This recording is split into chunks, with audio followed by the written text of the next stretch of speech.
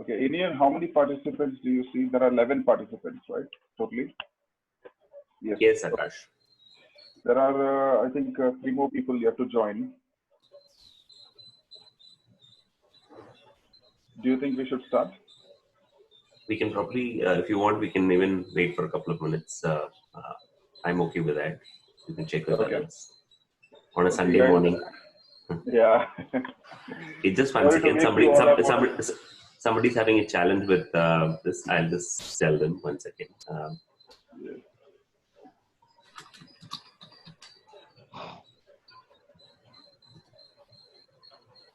Anup is not connected. I'm just helping him out. Okay. Okay, am I visible? Yep. Or do I need to brighten up to go to a brighter spot? That's all fine. Is it fine? Okay, great. Okay, everybody, I want to introduce Mr. Inian.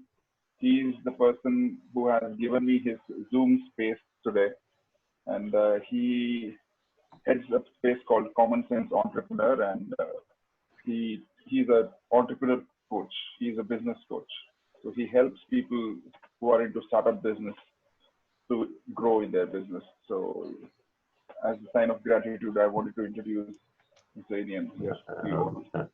Thank you, Akash. I did not expect this. Hello, everyone. I'm just, a student of Akash. Oh, no, don't say student. Big words. Okay. So I think let me quickly, until the other two participants join, let me quickly ask you all. Akash, just 1 second. Anu has a challenge connecting. If you can, if anybody can just call him and help, tell him to connect through internet audio. I've actually given him instructions. Oh, he's connected. Wonderful. He's connected. He's connected? Okay.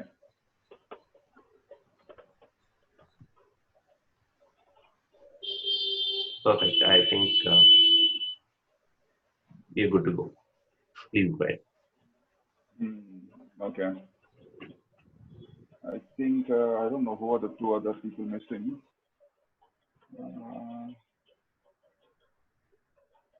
Okay, anyway, let's get started. So,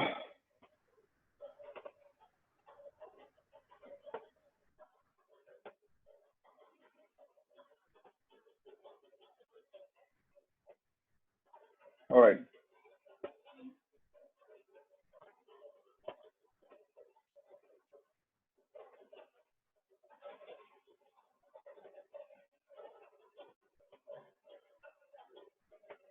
Okay. So how many of you have meditated here in the past? Like how many of you have already been meditating or have meditated in the past?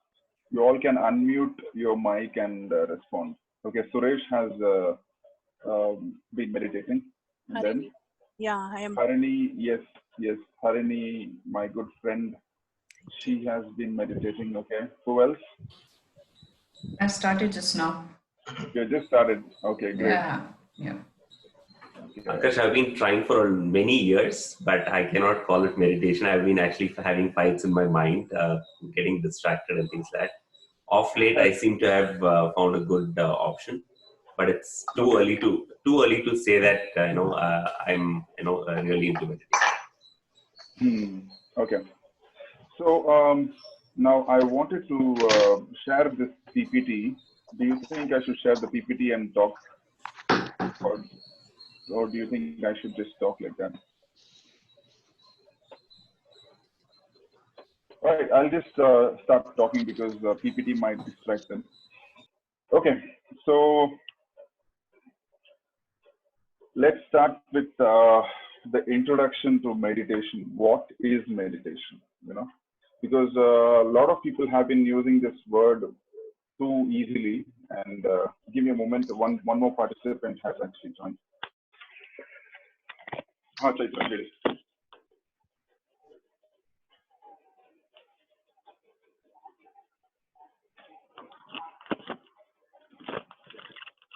ಅಲ್ಲ ಈಗ try ಮಾಡಿ ಪುನಃ Okay, just 1 second. Indian, one of my friends is actually having an issue with the password. One ನಿಮಿಷ ನಾನು ಅವ್ರ ಹತ್ರ ಕೇಳ್ತಾ ಇದ್ದೀನಿ.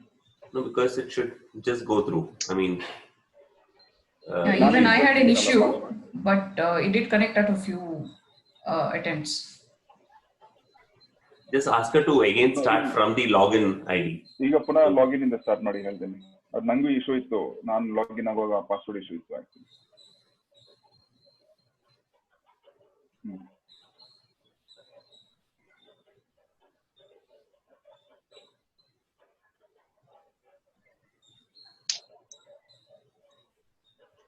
ಅಲ್ಲ ನೀವು ಇದು ಬಂತ ಲಾಗಿನ್ ಆಯ್ತಾ?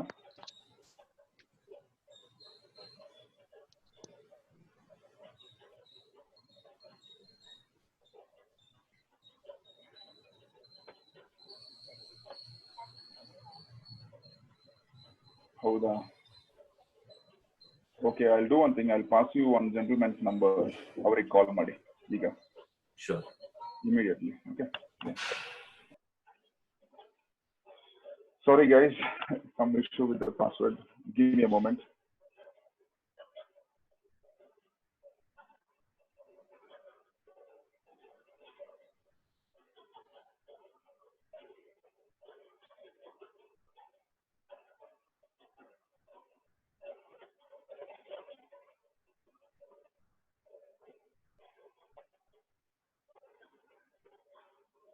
Okay.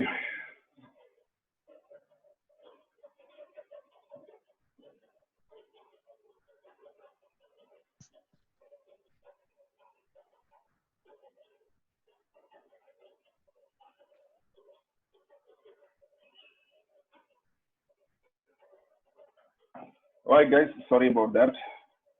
Okay, shall I start? Okay. So, what is meditation? So, many people have been talking about meditation. Many people have been coming up with their own definition about meditation. Lots of hangama happening around meditation, but nobody I have seen is properly meditating. So I'm going to first clear off this topic. What is meditation? Because that's the most fundamental thing the whole session is based on. So meditation is a process of constantly liberating yourself from your mind. Constantly liberating yourself from your mind. Now, there are many types of meditation.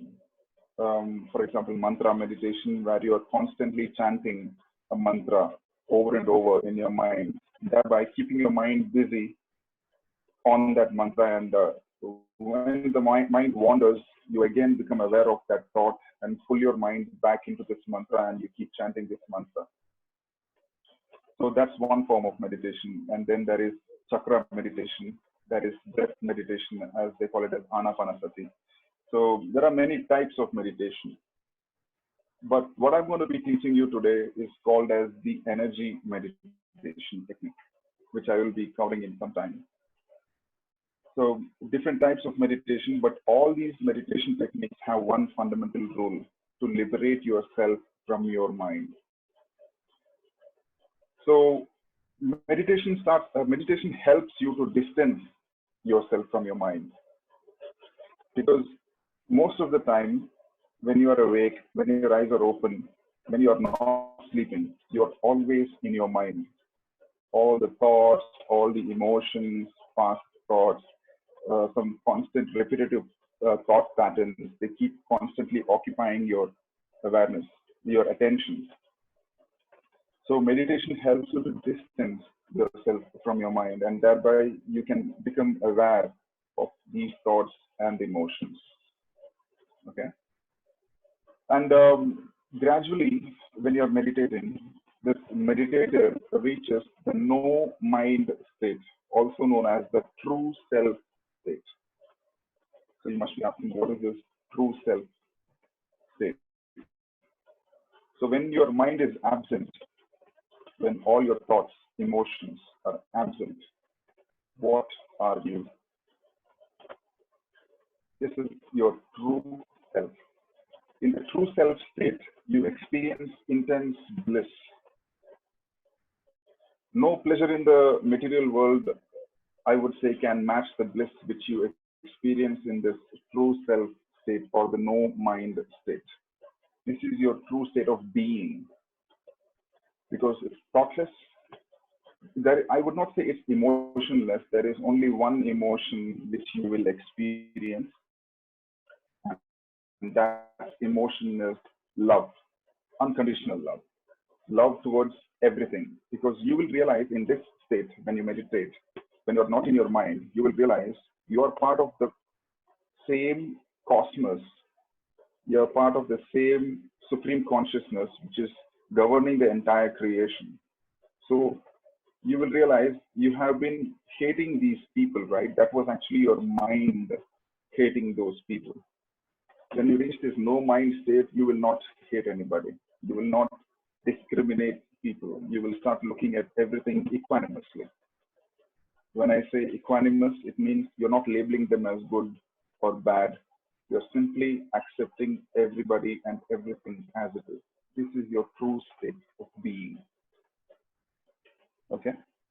And yeah, I just started and I wanted to know if I'm being too fast. Can anybody reply? Because certain things might be very new to you. So in the middle, if anybody has any doubt, you may please ask me. So am I fast? It's just fine. Fine, right? Yep. Okay, great. So now that you have understood what is meditation, meditation is the process of distancing yourself from your mind. Next, let me tell you what happens when you meditate. This is very, very important to understand what happens when you meditate. Um, Everybody, when they are meditating, the experiences which you go through will be different. But there is a basic structure, there is a basic progress which will happen within you. That is common to everybody. Okay, the experiences, the small experiences which you go through is different for each person, but the undercurrent is the same. You will be going through a very, very common progress, and I'm going to share that with you. When that is what happens when you meditate. Okay, you start becoming aware of all temporary thoughts and emotions constantly running in your mind. Okay, so this is the first thing. When you sit for meditation, the first thing which happens is you become aware of all your thoughts and emotions. And if you have not been meditating in the past, and if you have just started meditating, you will be overwhelmed by the kind of thoughts and emotions which pop up when you meditate. So if that happens, it's okay, relax, because this is common. Because you have not been aware of your mind's behavior, unconscious behavior. And suddenly when you become conscious of the mind's behavior, certain thoughts might intimidate you.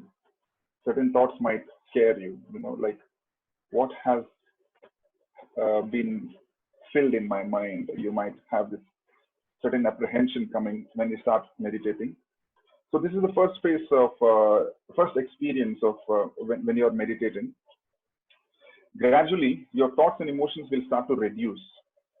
Okay, it will take some time for the thoughts and emotions to reduce, depending upon the depth of these suppressed emotions. Now, if you have had a loss, if you have had a major loss in your life, like the death of someone, or if you have gone through a breakup, or any of such strong emotions which have been sitting in you for a long time, it's going to take you some time to become aware of these emotions and then come to stillness, to come to no mind state. Okay, so if you meditate and these thoughts or emotions pop up constantly for a long time, do not give up. That is common, because the amount of energy which you have unconsciously given to these emotions is like a fuel which you are putting into the car. You have given a full tank of fuel for this emotion, so that emotion is going to take a long time to drain out of you, but you have to be constantly aware. So gradually your thoughts and emotions will start to reduce. It depends from person to person. If you have not had any emotional trauma, if you are a person who is in a normal state of being, then you might experience this gradual reduction of thoughts and emotions, let's say maybe around 10 minutes or 15 minutes or maybe 25 minutes. Within half an hour, you should be able to reduce the thoughts and emotions which are running constantly. Next thing which happens is your sense perceptions will start to fade away. When I say sense perceptions will start to fade away, you will first, the very huge difference which you will experience is you will experience bodilessness. Okay, you will experience that you are very, very light. You will not experience your body. Your sensation of feeling, your sensation will start to reduce. That's the first thing you will find a major difference in.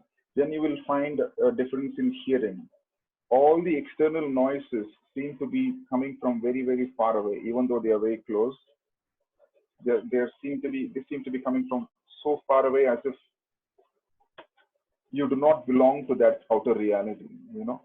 So that starts to happen. You will slowly start to lose your identification with your mind and body. Since you have closed your eyes, your sense perception with the eyes is automatically discarded there. And the taste and smell will anyway not be playing a major role unless you're sitting in a really, really fragrant or stinky place. You will start losing your identification with your mind and body. Okay? Because all your life you have been thinking that you are your mind. You are this piece of body. Well, that's not true. You are not just your mind and body as of now. Okay. I would say the mind and body is part of you. You are not your mind and body. Your mind and body is part of you. You are something way, way, way bigger, unimaginably bigger than your mind and body. Okay. So the next thing which you will experience is you will not experience your mind. You will not experience your body. This is actually called as trance. Okay. I will tell you what is trance even more precisely in some time. So when this disidentification with the thoughts, with the emotions, with all your five sense perceptions, and with your body and mind happens, when you start dissociating yourself slowly, in parallel, you will start experiencing a deep blissfulness growing from within you. Okay. So this blissfulness is not happiness. Okay. It's not pleasure. Okay. It's not just peace. It's, I would say, if you could experience, if somebody would inject you with, let's say, an extremely high dose of peace into your body, it will be so overwhelming for you to experience that bliss. That is what I would say bliss. I don't know how to put it in other words because it's so difficult to explain what you are always experiencing. So in parallel, when you are dissociating yourself with all these sense perceptions, etc., your blissfulness starts to grow from within you. Now, this transition is called as trance. Trance is nothing but your journey from your mind back to your true self, to the no mind state or the consciousness state. Okay? Your true self is consciousness. And the consciousness is connected to the super consciousness or the supreme being, or in the yogic terms, as they call it, as the Brahman. So we are this consciousness is a God particle. Now, whatever I'm sharing with you is irrespective of any religion. Okay. So if you are from any other religion, I would ask you to keep your religion away for a moment. I'm not asking you to not follow your religion. You are totally free to do that. But this is something which you will experience firsthand in your meditation. This is not something which you will read from a book and believe. Whatever I'm going to be sharing is something which you will experience directly firsthand from your meditation. Okay. So you don't have to agree with everything I say until you experience it directly. But whatever I'm saying, I request you to be open to it without blocking anything I say. Sometimes whatever I say might sound completely stupid and crazy to you, but I request you to be open to that stupidity or to that craziness. Okay. Great. Now that's clear. Does anybody have any doubt here?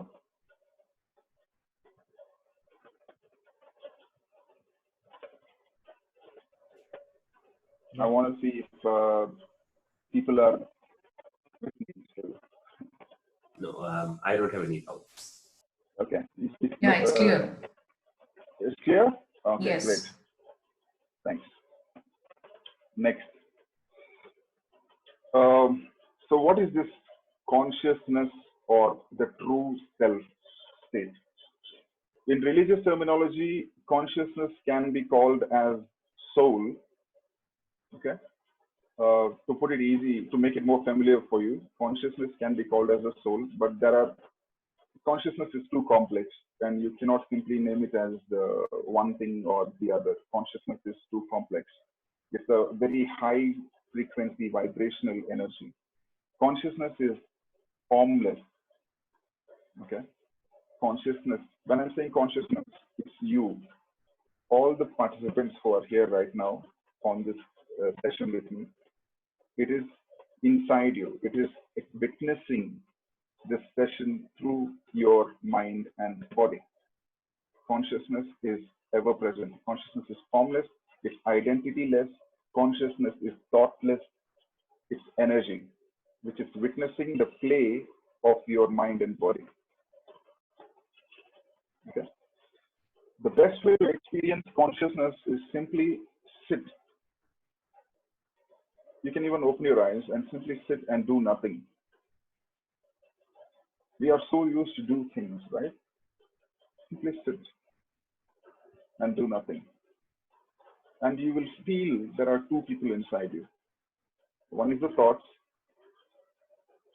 and one is this detached spectator who is experiencing these thoughts. That's consciousness. Okay. Now, that is the most impure way of experiencing consciousness because you're still in your mind. There are lots of thoughts running, etc., etc. Another example of another example of consciousness is when you have some pain in your body, you say, my body is aching, my body is, I'm having a pain in my right hand. So are you saying that I am pain? No. You're saying I am experiencing pain on my right hand. So who is that I who is experiencing that pain? Okay, forget the physical aspect of it. Let's get into the emotional aspect. You say, I'm feeling really, really angry right now. I'm feeling really, really sad or depressed or frustrated right now. Who is that I who is feeling this anger, frustration, hatred, etc.? Who is that I? Have you ever asked this question? I would really, really strongly request everybody to start asking this question every time you're feeling any kind of emotion, because these emotions are like the passing clouds. It's like the ripples on top of an ocean. Okay, consciousness is never born or dead. Okay, it was, it is, and it always is present. Got it? Consciousness is never born, it's never dead. Consciousness was present, is present, and will be present. Consciousness is this moment, this moment. That consciousness is inside me, outside me, everywhere. And that consciousness is experiencing its own creation, different forms of creation. Okay. Consciousness comprises of deepest love and highest intelligence. Okay, remember this. Consciousness is comprised of deepest love and highest form of intelligence that you can ever imagine. This love and intelligence combined together is running the whole universe, the whole creation. You might ask me, how can you say that consciousness is made up of love? Okay, intelligence, I agree that consciousness can be intelligent enough to create this whole creation. But how is consciousness comprised of love? Well, if you are alive now, if every atom in your body is supposed to be working in a certain way, correct? So that those atoms to work together in the subatomic level, there is only one strong force, which is love. If there was no love, these atoms or subatomic particles would simply, die. They would not have any more life. The sun has love. It's giving out energy to the earth to survive, to get all the nourishment from the sun, and the earth in turn gives love to all its creations, from trees, plants, insects, animals, humans, birds, etc., etc. So if you look at it, everything is working on love. Now, this anger, hatred, jealousy, all these are all the most impurest form of love. The absence of love is these emotions, anger, hatred. That's where the mind comes in, from the purest form to the most impurest form. So the mind is right now in the impure state, because the human consciousness is also evolving. The mind is becoming more and more pure.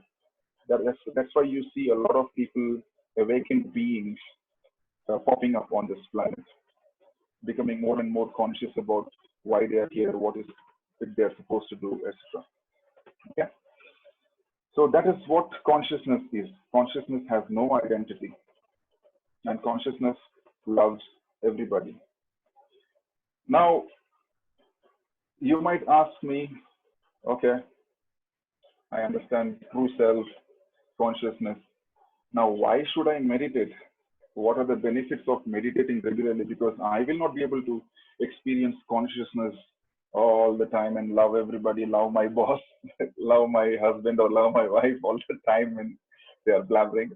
Well, this is where meditation comes into picture. Okay, so I'll tell you why you should meditate. What are the benefits of meditating?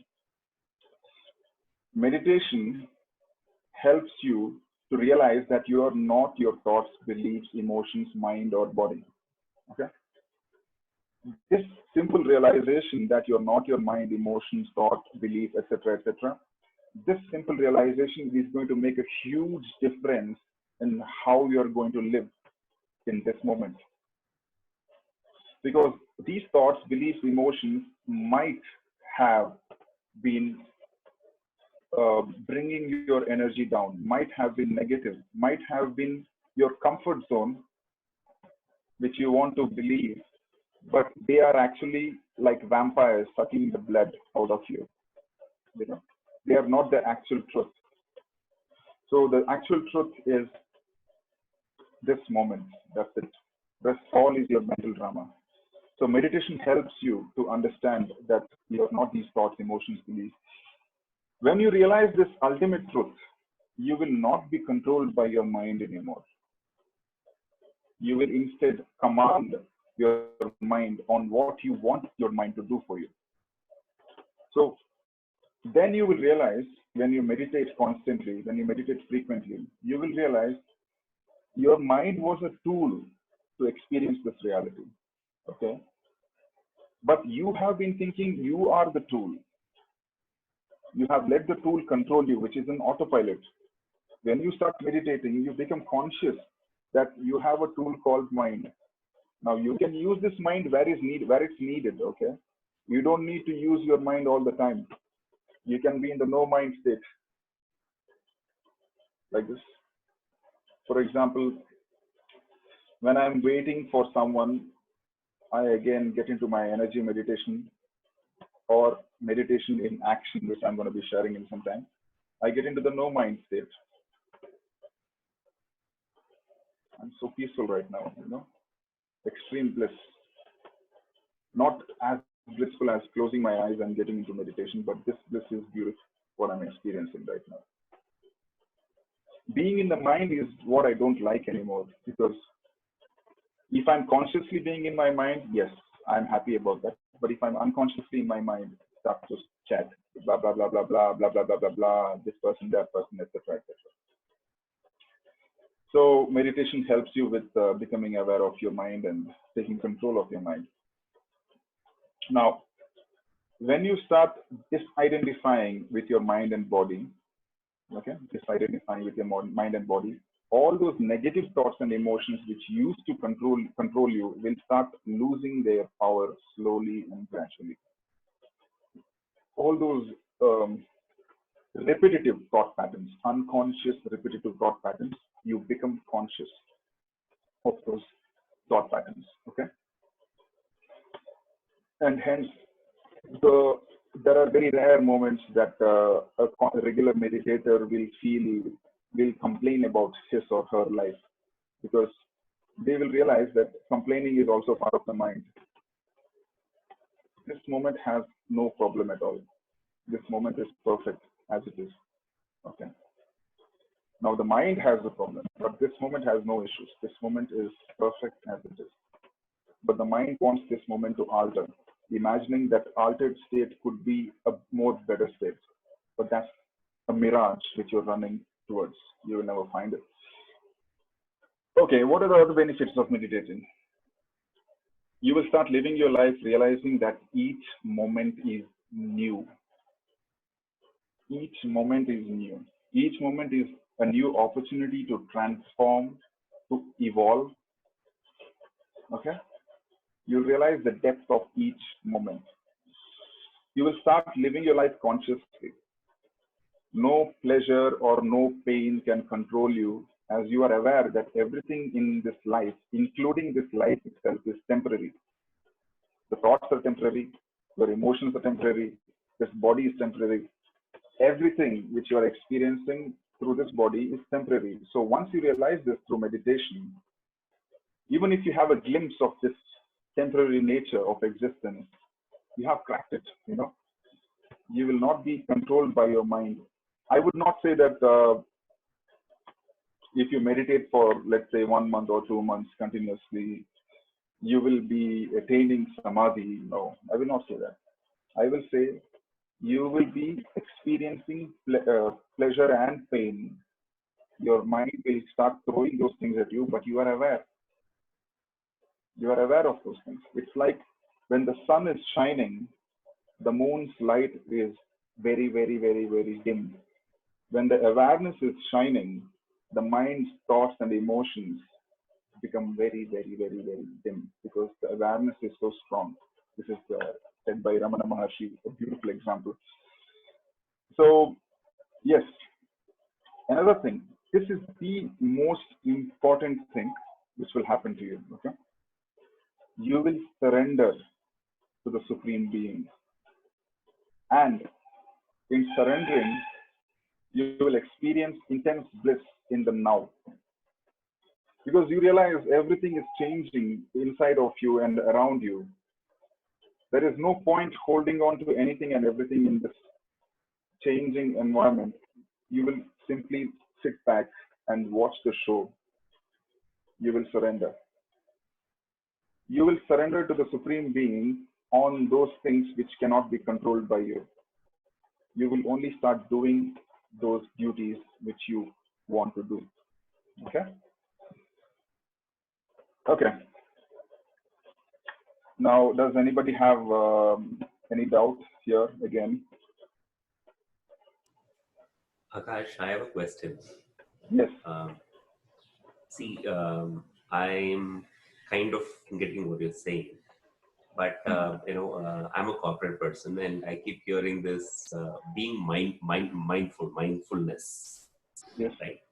Now, that is about being in the now and being aware of everything that's happening around, right? If I'm sitting here, I should be aware of what that I'm with you now. I'm talking to you, and I'm able to see, let's say, Sudesh along with me, and I'm in this environment. So, mindfulness talks about being aware of it now because it helps me in, not getting influenced by my past, but making decisions based on now, right? Now that's about. Somewhere I'm getting a feeling, aren't these two different extremes? Are these two different extremes, or is my understanding wrong? What are the two different extremes? So one is I'm getting that I will be in such a state that I'm actually completely unattached to what's around me, right? That's what I'm understanding from what you're saying, right? I mean, I'm far bigger than what I am, and I'm just a speck of dust in the whole scheme of things, and there's a much larger thing that's that I am now. On the other hand, mindfulness talks about me and right now what's happening to me, and being aware of those situations and that those forces and those influences that's happening to me right now. So everything is about me. And whereas what you're saying is me is a much bigger thing. Me is not this body. Me is not what I'm sitting and talking to you, right? Mm-hmm. Okay. Is my understanding right, or am I actually more confused? You're absolutely right. There is no doubt in what you just said is proper. See, the outer reality, this body, and the consciousness, everything is one. Remember that. Okay. Everything is made up of the same source of energy, which is manifesting many creations. Okay. Now that consciousness is in this body. Now, when you don't need to go back to this infinite state and forget about this outer reality. I'm not saying that. There is inner reality and there is outer reality. We have to respect the outer reality, right? Now, when you are in the outer reality, if you are being mindful, if you are being conscious to this moment, it doesn't mean that you will become absent to people's emotions. You will become absent to your own prioritized emotions, which are the need of the hour. Okay. When you become mindful, the decisions which you take, the way you handle the situation in this moment will be much refined, much better. Okay. Intellectually and emotionally, it will be much better. From the point of stillness, you will be acting, you will be responding instead of reacting. Okay. So that's what I will be getting into. What you just said, I will be getting into it in my next topic, which I'll be actually talking. It's amazing because you will experience the outer reality as a game, and you will start playing this game in a detached way. Because now I will not say do not get attached to things, do not get attached to people if you're feeling inhuman, but there are consequences. Remember, if you get attached and if you lose that person or that thing, you're going to suffer. Right. But if you love everybody and everything, and if you simply do your duty and keep everybody and everything happy, with the understanding that everything is temporary, if somebody is lost, you will not be surprised. You will be ready to face it. You will be having the courage to face it. So it's not inhuman. I think the word human, being human, has to be more, has to be defined in a much better way, because being human can, the current definition of being human might also involve attachment. Love is good, but attachment is going to create a problem. It's going to create an illusion again. You have to be disillusioned. Meditation, the purpose of meditation is being disillusioned. Okay. So I think I'm not able to see myself. I'm too dark for myself. So let me see if I can actually change the. Aakarsh, one more doubt. Yes. See, as you said, you will no more be in a space to control things which is happening around you, and you will be start taking a decisions which is coming from inside. Okay, so Okay. I experienced it. My simple doubt is what has happened. See, when the lockdown was announced, I was just sitting and watching the TV, but I had no thoughts of anything. But suddenly there was a deep urge in me saying that you have to do this 21 days positive thinking program. And it was pushing me that I can't do anything against it. I had to surrender to that thought and start working on the next half an hour immediately.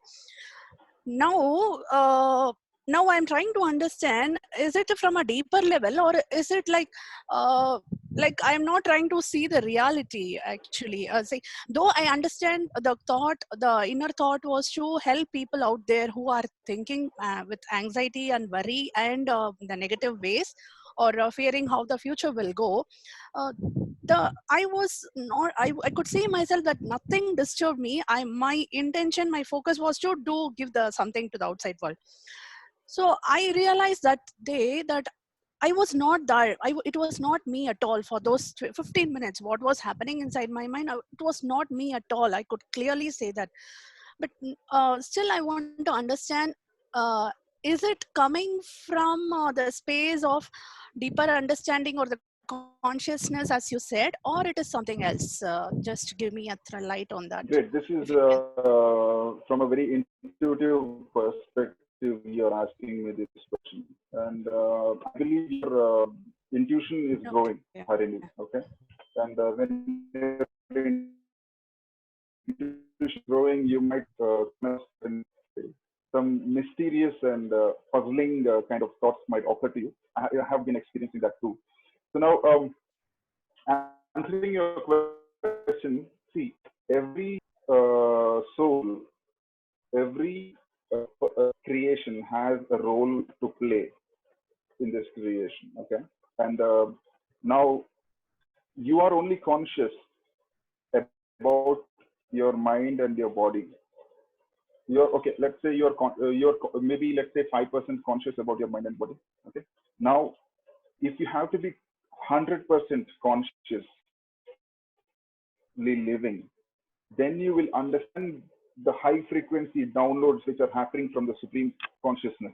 It's too high for the human body to even uh, download and work in the outer reality at the same time. To experience that download happening, you have to completely go inside and completely focus on your true self, on your consciousness. That's when you will understand what you're supposed to do, what is going to happen in the future, why things are happening. Everything will start unfolding itself. And right now, this is coming from a higher space.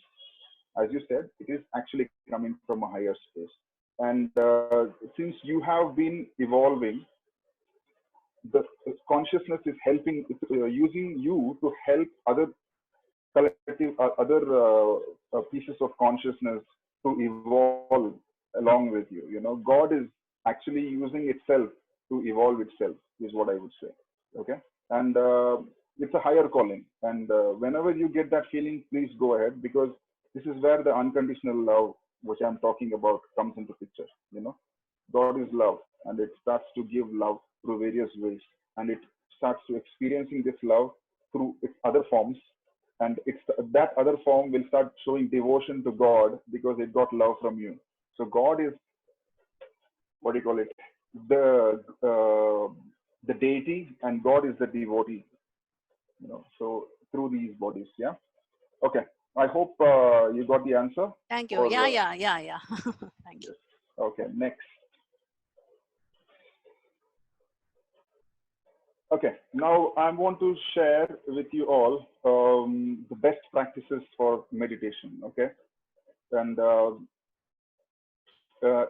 if you do these things before you meditate or while you're meditating, your meditation is going to be more profound, and you're going to see results quite sooner. So, number one, take baths before meditating. Now, uh, the reason for taking baths is our body will have collected, our mind and body will have collected very subtle negative energies from the outer reality. It could be other people's emotions. It could be some physical negative energy, for example, germs, bacteria, all those things. Now, these things will actually play a role when you are meditating. If you are meditating without taking bath and these negative energies are stagnant in your body, your emotions, there will be some weird, uneasy, negative emotions or thoughts or doubts, self doubts. You will be mostly in your mind because your mind will become very powerful because of these negative energies. Now, when you take bath, you are actually releasing these energies away from you, and your body is more purer in its natural state. An empty stomach is ideal when you are meditating. Okay, I don't know how many of you are aware. When you have food, most of the blood goes for the digestion of the food, and very less blood goes to the brain. Now, if you notice these yogis have, let's say, one potato in the morning and let's say one potato at night, one banana or potato in the morning or at night, and they are in the caves again. I was trying to understand why are these guys putting themselves into such intense situations, but then their priorities have changed. They do not want digestion of food; they want to digest spiritual knowledge. Now, when the blood flows into your brain rather than your stomach, your brain's activity rapidly increases. You will be able to tap into high frequency vibrations. When the blood flow is reduced to the brain, you will be in the lower frequency of vibration. Okay? And this lower frequency of vibrations can put you into lethargy even when you are meditating. So empty stomach is a great way to start meditating.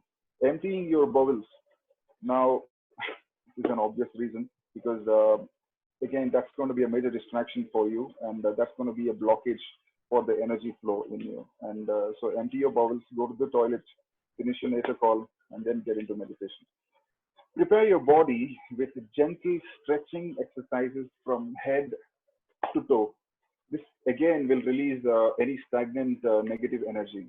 Okay, and yeah, in case this is not just for meditation, just stretching exercises.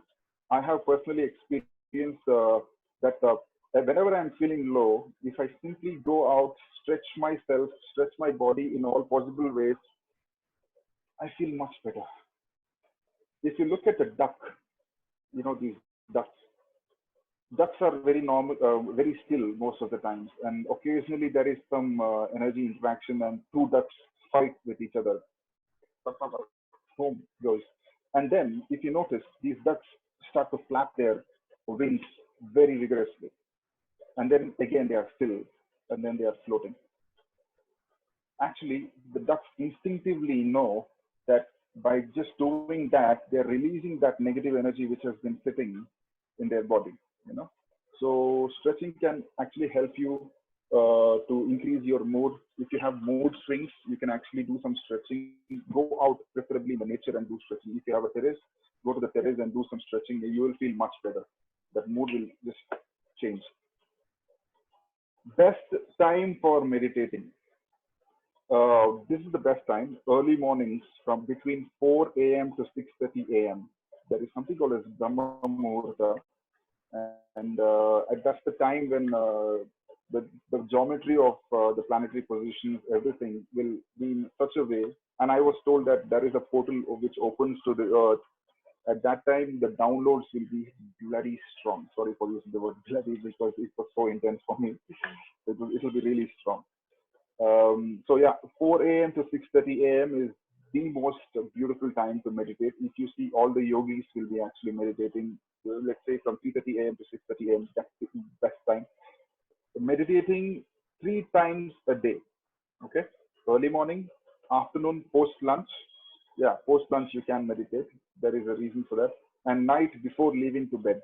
Now, afternoon, post lunch, if you meditate, I have experienced this personally, and in a course which I had attended, Siddha Samadhi Yoga, there also they had told me about post-lunch meditation. This post-lunch meditation actually helps you to get into trance easily. This is an advantage which you can take into. And meditating before you're sleeping, this is an amazing meditation, and you're going to have an amazing sleep if you meditate before sleeping. Okay.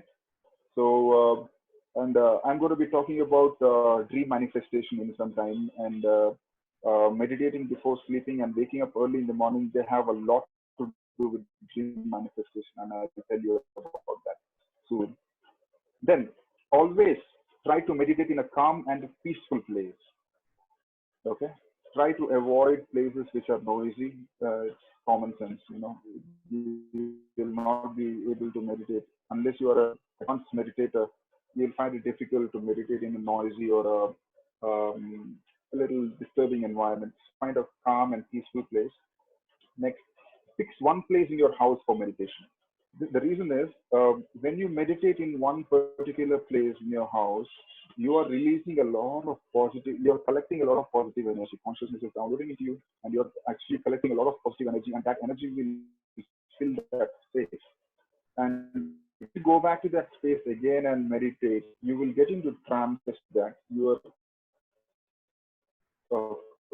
the profoundness is already energy there. This cannot be seen. This can be felt. It can be experienced. Okay. Next, I'm going to get into a little more deeper topic, and if anybody feels like taking a break, you can, because what I just all these things which I spoke might have been a little. Akash, I have a Yes, question. yes, sir. Okay, I've been hearing about spiritual awakening a lot.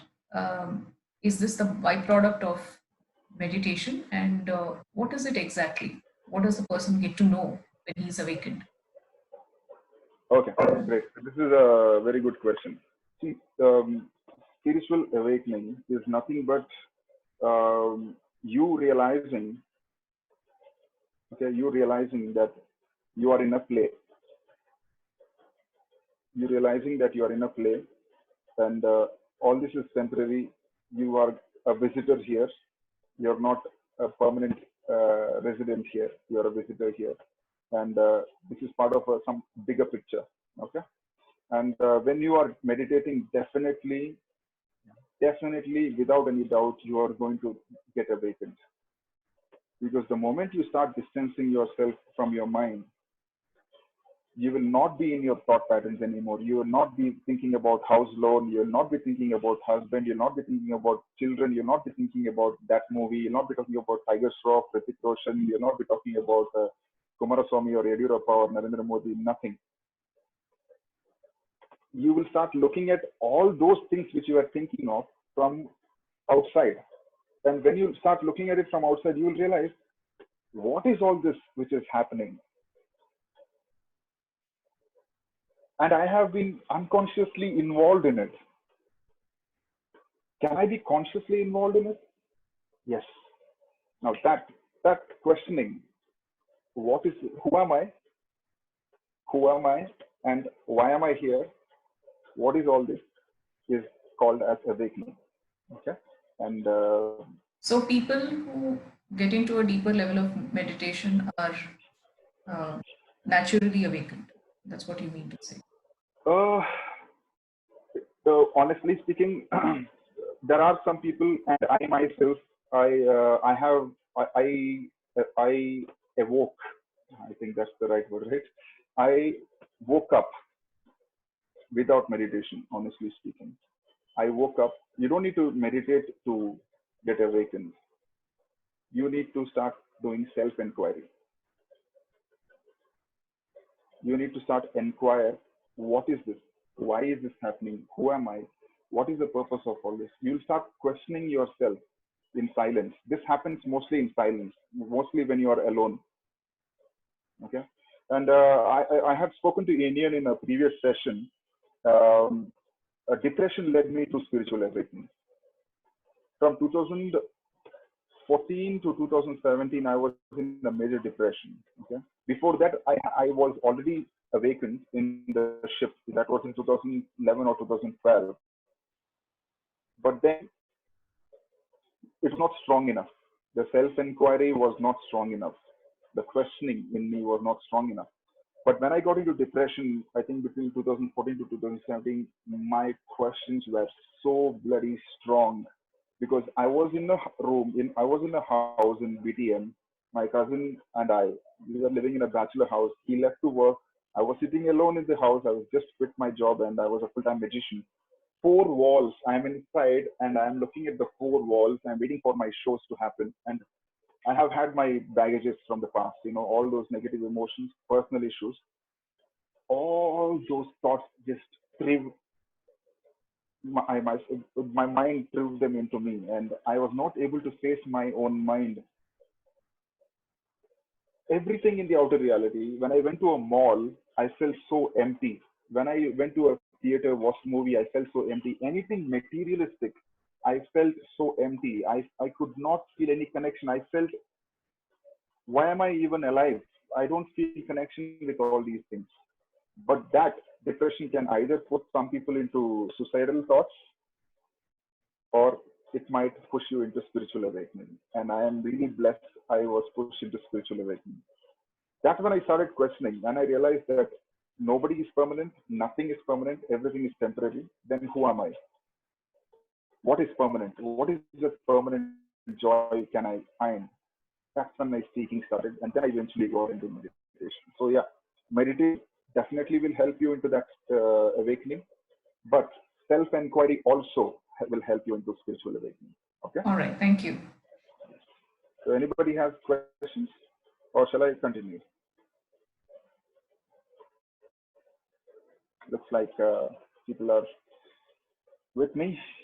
We're on the same page. Okay. Before I get into energy meditation, I'm going to talk about energy. Energy, the foundation stone. Energy is the foundation stone of the entire creation. Okay? Everything known and everything unknown, everything visible and invisible, every form and formless creation is made of energy. Okay? Creation, preservation, transformation, destruction are also controlled by energy. Okay? Everything, all these actions, the entire play is controlled by energy. All matters are controlled by energy. Thoughts are controlled by energy. Now, according to first law of thermodynamics, I'm sure you know, energy can neither be created nor be destroyed. So what does this mean? The thoughts in a human mind are also energies. Okay, please pay extra attention here. The thoughts in the human mind are also energies that is constantly transforming into material existence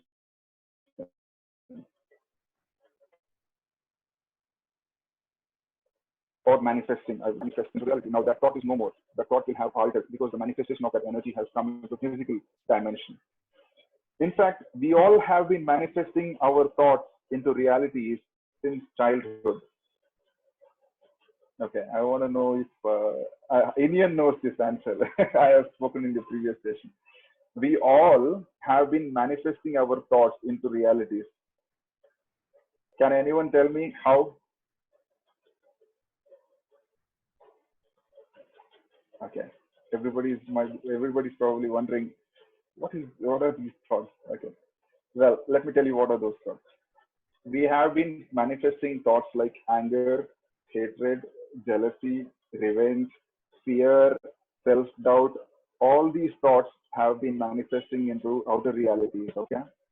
And they have been manifesting unconsciously. If you are poor today, it is because of your thought that you are poor forever. If you are thinking that I will never be fit physically, it's because of your thought that I will never be fit. Any thought which has been running is a suggestion which you have been giving yourself. It's an energy which has manifested into outer reality because you have been believing that energy so strongly, and that energy has manifested. Now, if you were playing the game the other way around, you can actually control your thoughts. You can actually put positive thoughts in there and believe in them so strongly that they have already happened. Now they will start to manifest.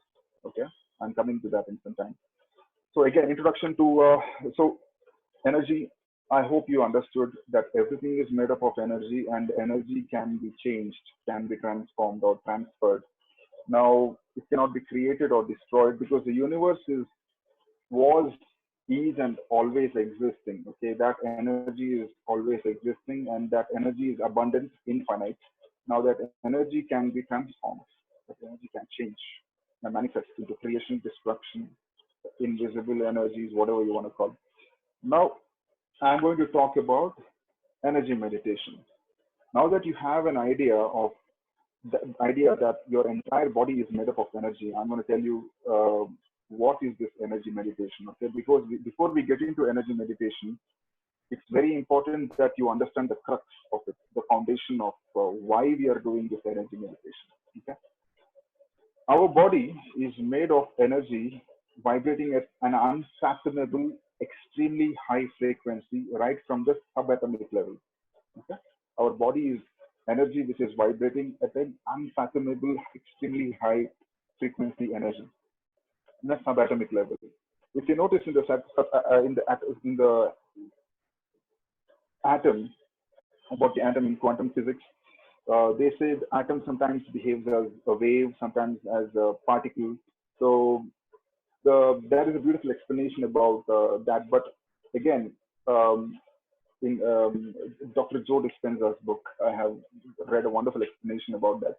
But if you notice that atom, uh, they've mentioned that atomic particles are vibrating in a high frequency wavelength, or it could be a particle, a matter. Now,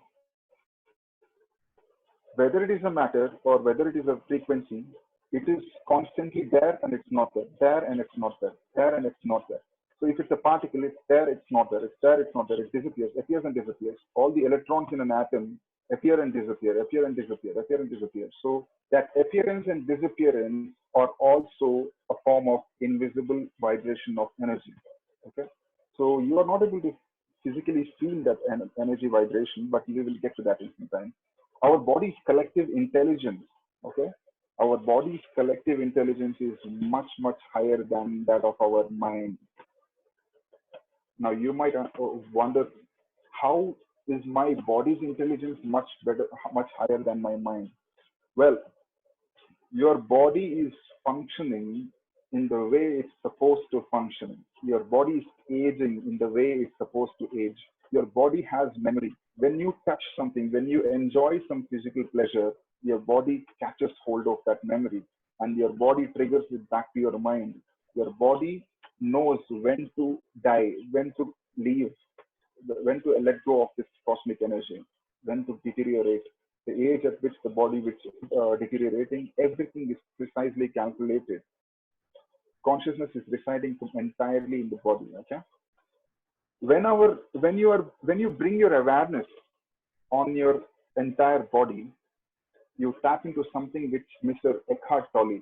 I don't know if you all know Eckhart Tolle, an amazing guy. You know, I really like his thinking, and it very much aligns with what I have experienced.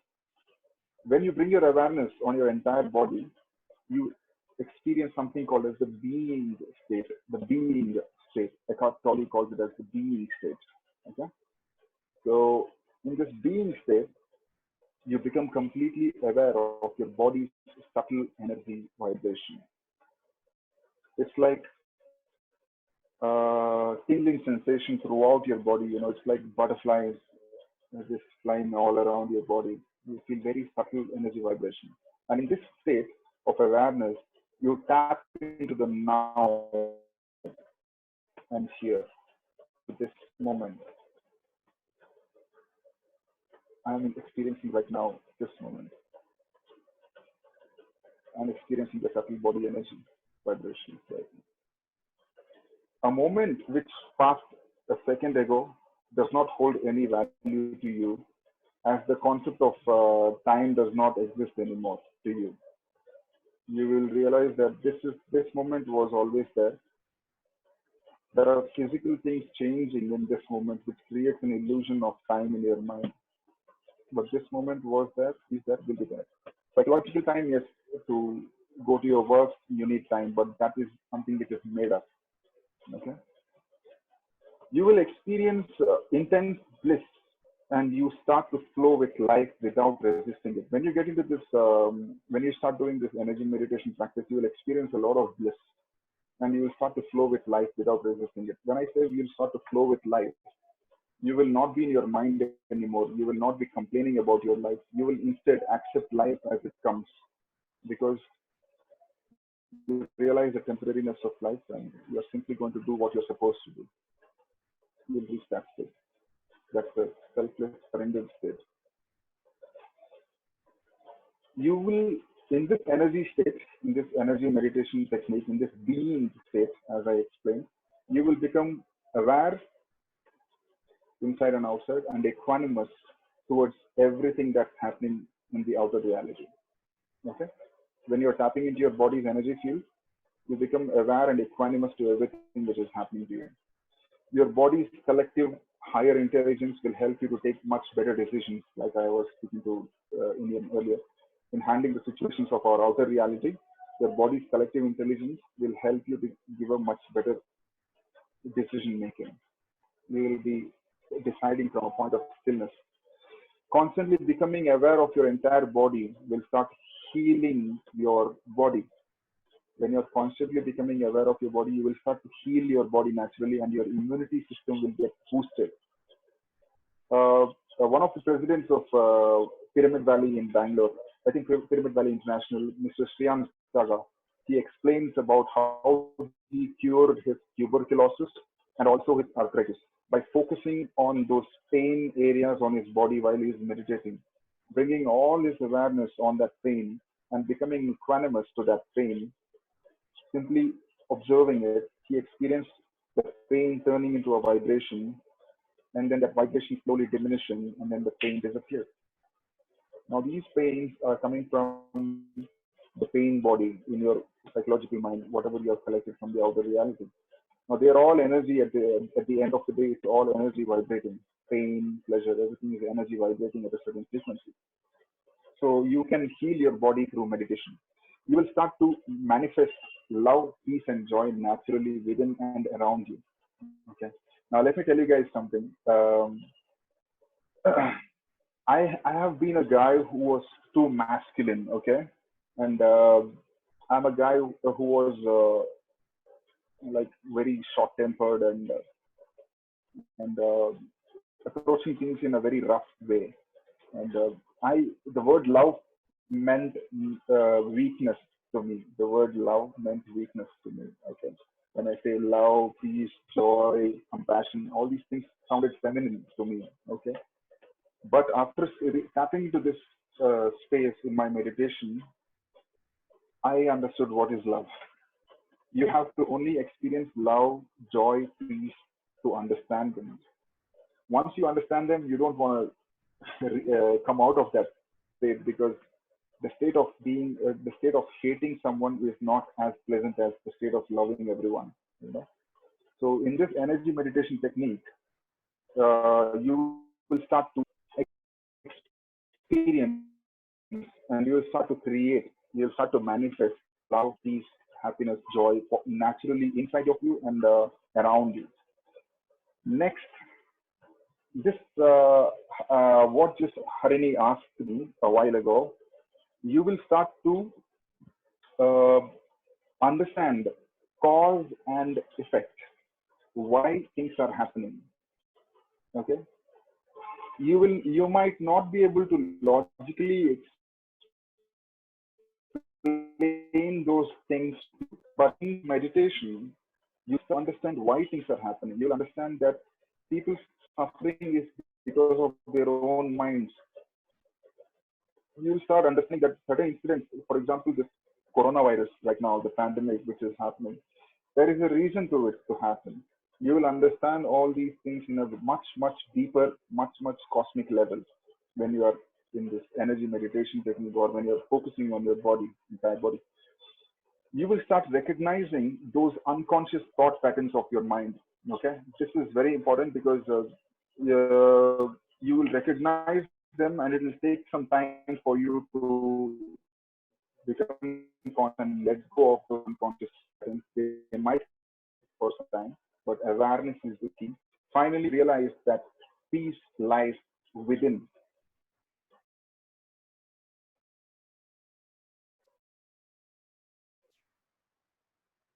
Okay, peace lies when you are in peace, and you will feel extreme peace. Trust me. Having said that, I'm going to get into a guided meditation session for you all right now. I'm going to guide you all. Now, what's the time? It's 8:12. I'm going to guide you all for about 20 minutes. Okay, let's say 15 to 20 minutes. Now, before I do that, if anybody wants to use the restroom quickly and come back, or if you want to do something, if you want to make yourself comfortable, you can do that. Does anybody have to get up and do something?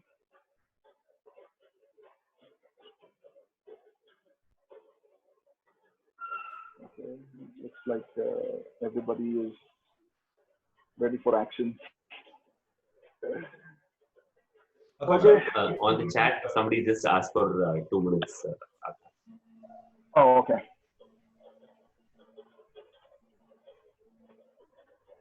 Somebody asked for 2 minutes, is it?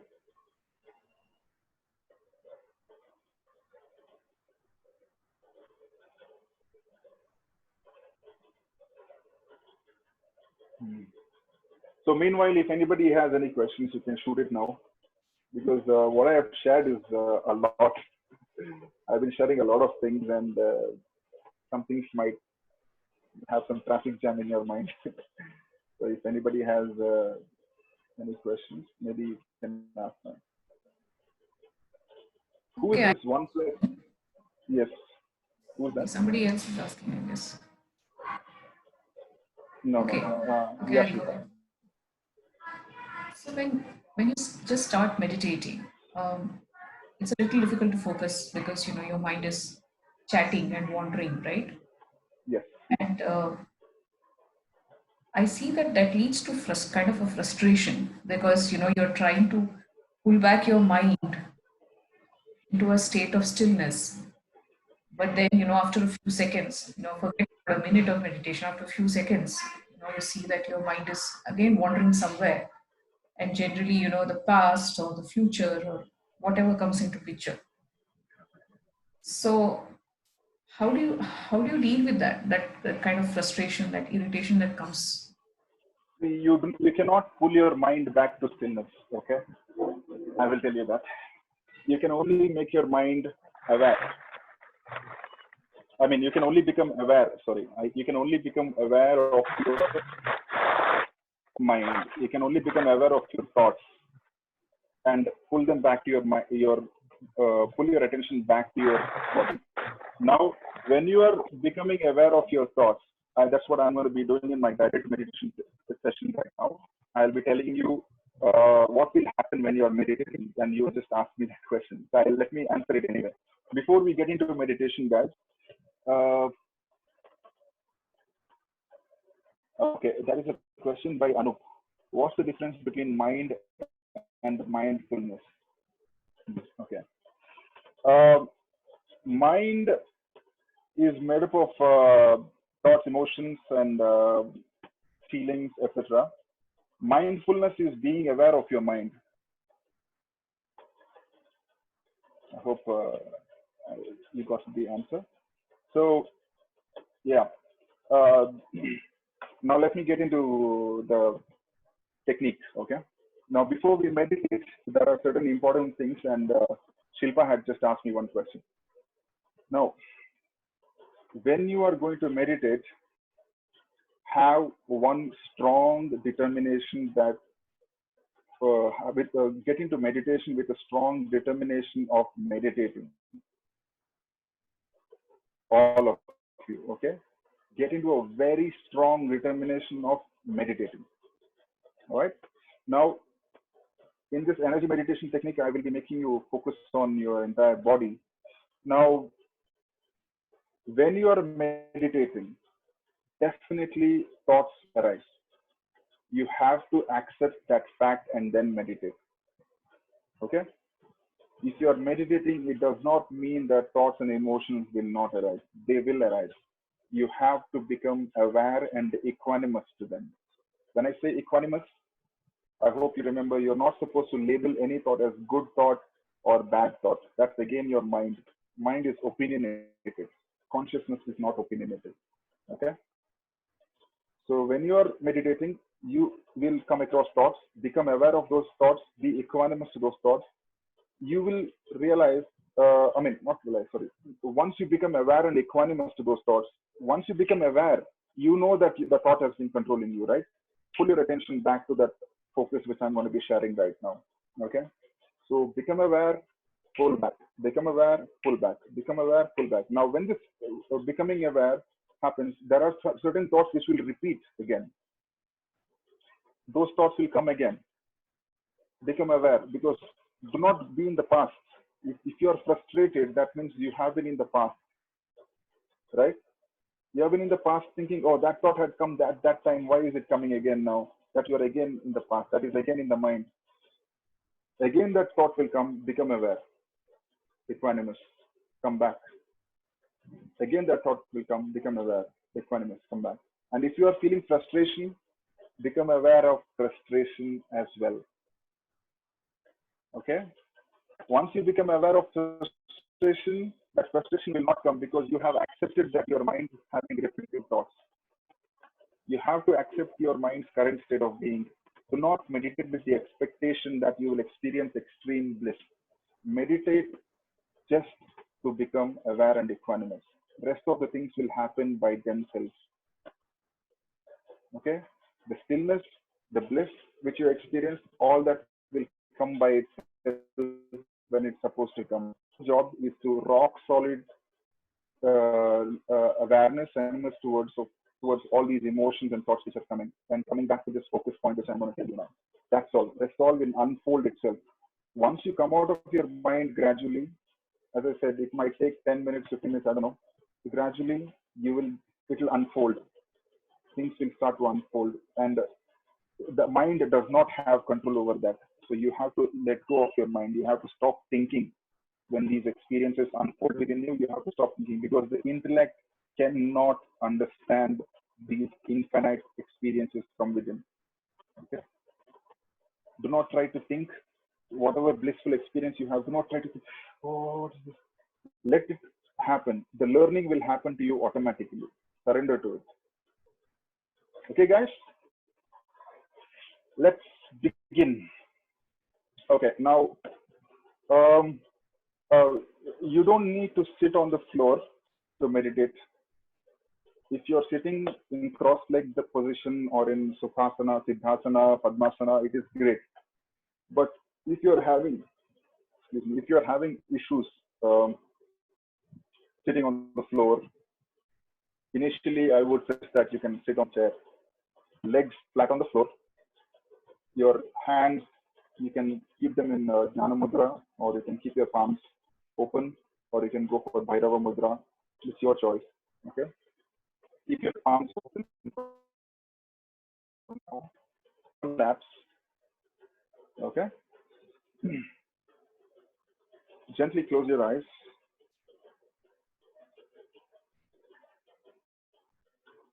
Your back should be aligned straight. Your neck should be aligned straight. Do not hunch your back. Do not bend your neck.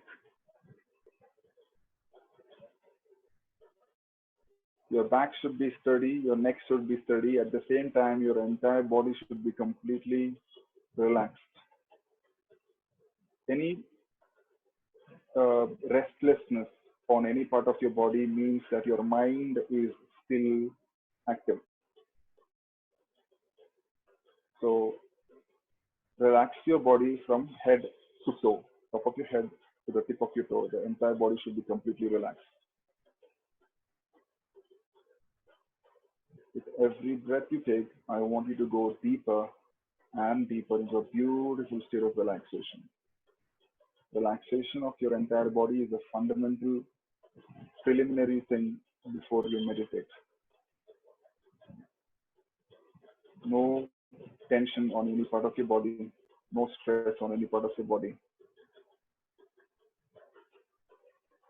Simply relax.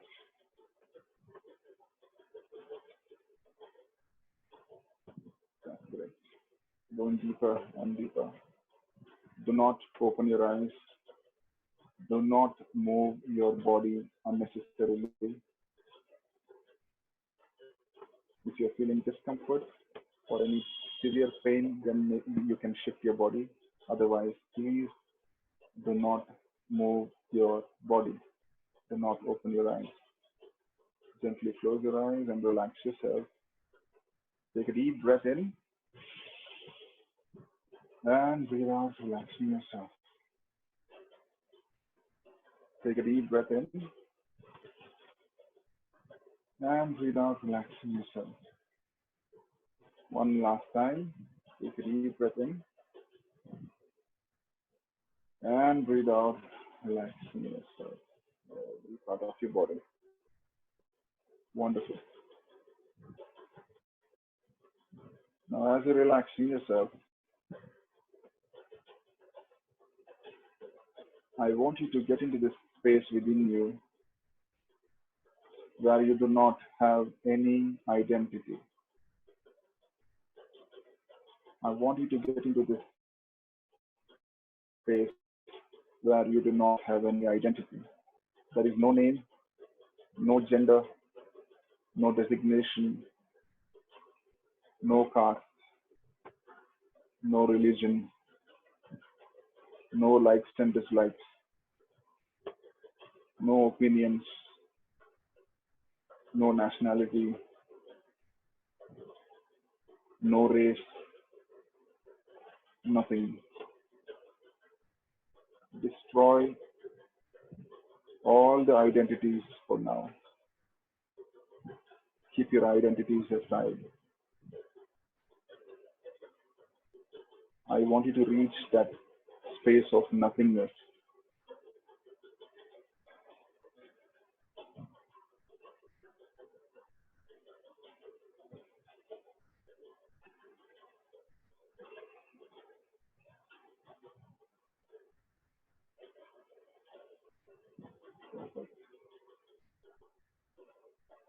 Now, in this space of nothingness, from this space of nothingness, become completely aware of your entire body. From top of your head till the tip of your toe, just throw your awareness towards your entire body. Constantly become aware of your body.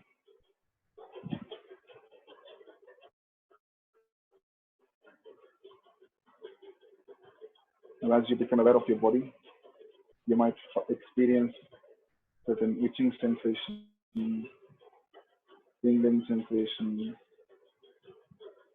sweat sensations, all kinds of sensations on different parts of your body. Do not react to them. Simply become aware and equanimous to all these sensations throughout your body.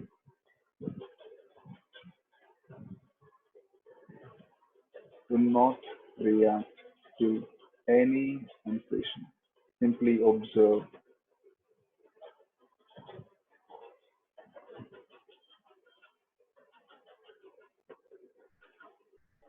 Now, as you're observing, thoughts might arise. They might even control you at some point. But remember your determination to focus your attention on your body. Become aware of those thoughts, aware and equanimous.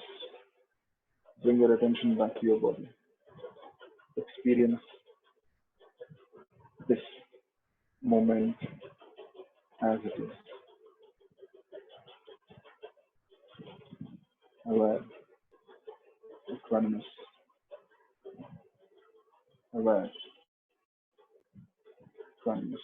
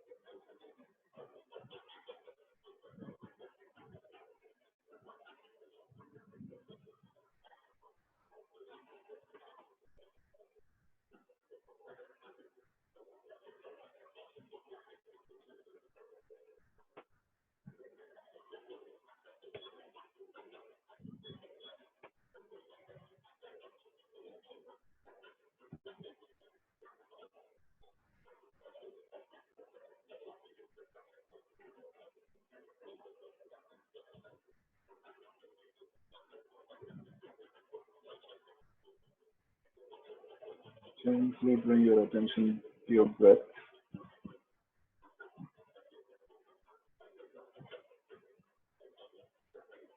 Become aware of your breathing.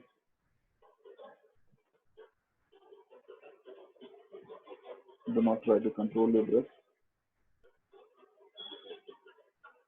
Observe your natural breath.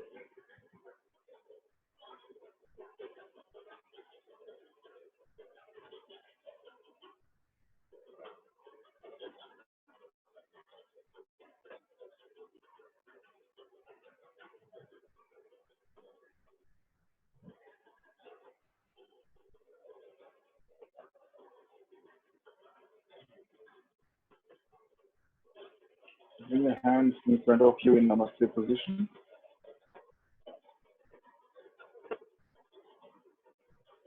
Bow your head slightly down.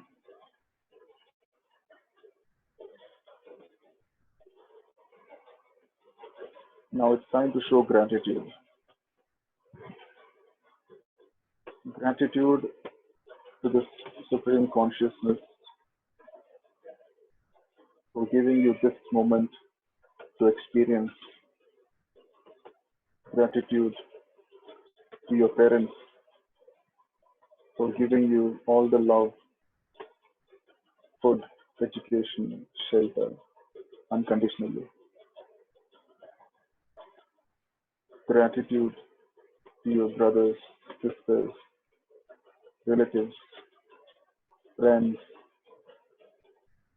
friends of friends, society, politicians, farmers, soldiers, country, plants, animals, insects, birds, air, water, fire, space, Mother Earth, thanking everybody for making your life beautiful.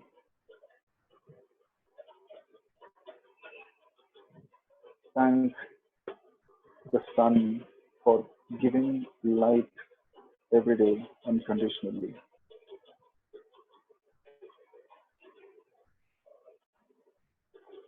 Thank the universe. Thank the space which is holding all the galaxies in place. Thank the energy which is residing in you. Thanks to everyone and everything. We have been taking all these things for granted, but today we shall deeply thank from our heart for all that they have given us. Gratitude. A smile on your face. A gentle smile on your face. Heart full of gratitude.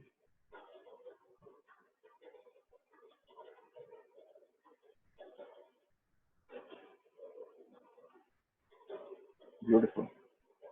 Now rub your hands gently. Gently rub your hands. Create some warmth within your hands. Place them on your eyes, on your nostrils. Take a deep breath. Smell your hands.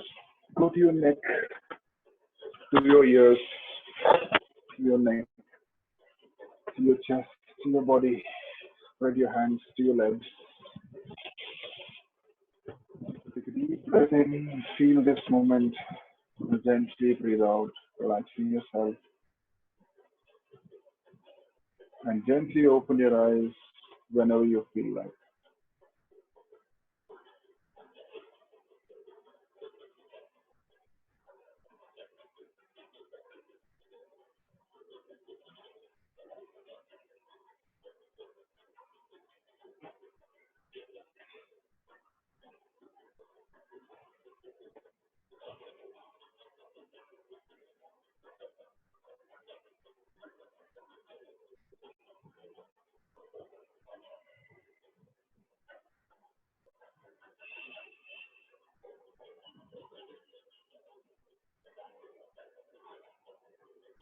All right.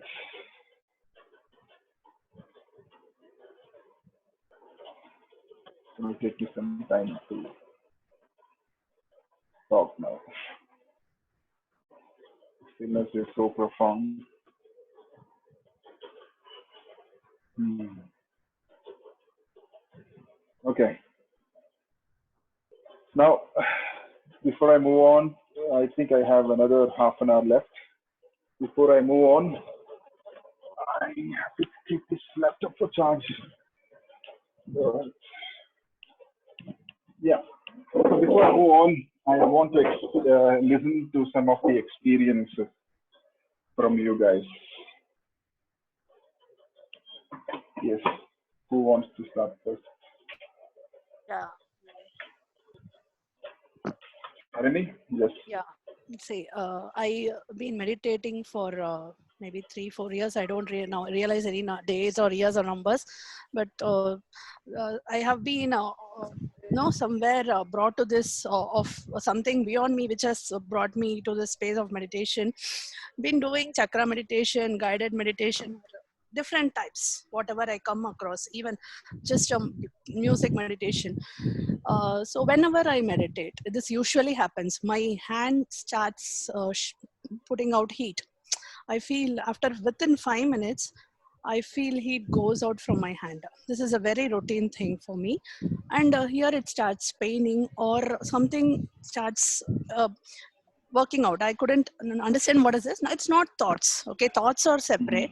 But here, entire portion of this, I will feel painful as if it's heavy, headache like that. After a while, I initially was judging myself. Okay, it's coming. It is good. Nowadays, I'm just aware it is coming. This pain is whatever is coming. And with today's meditation, what happened after towards the last, I was, as you said, I was distracting with the thoughts and I keep, focus, come back, come back, come back. And I was focusing on one thing in the center of my heart. I didn't see it actually what it is, but it is just something I'm not able to see. Okay, maybe dark or something. Okay. At one point of time, what happened is I felt really heavy there, really heavy. It is something pushing me out and I broke out. I completely broke out. It is very huge on me. And I just gave up and I broke out. And the moment I broke out, I felt good. Like I started crying a lot. And that's the time you came in and started taking us towards the gratitude. So that's the one thing which has happened to me today. I don't know what it is. I I don't think know. it's release of suppressed emotion or a deep negative energy. Maybe. Maybe I didn't realize what is emotion, but it was really something big and heavy on my heart. Yeah. And it Great. was at one point of time it has become so big that I felt like it is too much, and I just left it out with crying, and I started crying a lot, and without knowing anything what is happening. Okay, that's it. Fantastic. Great sharing. Thank you, Harini, for Thank you, sharing this. Dad. That was amazing. So, who else wants to share? Hey, Aakarsh, Suresh here. Yeah, Suresh, hi. I've been meditating for the last 3 to 4 years, but it's kind of not a regular. Whenever I feel like my energy is really down, and I need to get back to my inner self, I do the meditation. But thanks to this COVID situation, I'm doing the meditation, almost every day, which is kind of helping me to get back to my real self.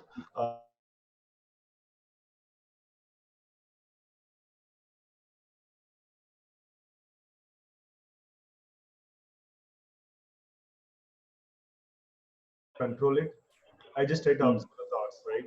And then I again back to the thoughtless state. The way I realized that I was in a thoughtless state was, I didn't even realize that the time was like 20, 25 minutes. I thought like probably we meditated for 10 minutes, but looks like there are majority of the time frame I was in a thoughtless state. Uh, uh, Oh.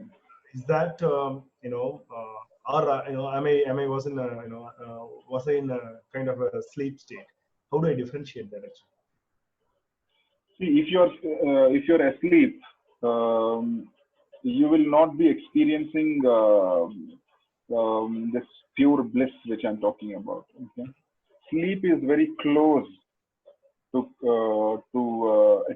the pure bliss state. Okay, the true self state. Sleep is very close, but it is not the true self state.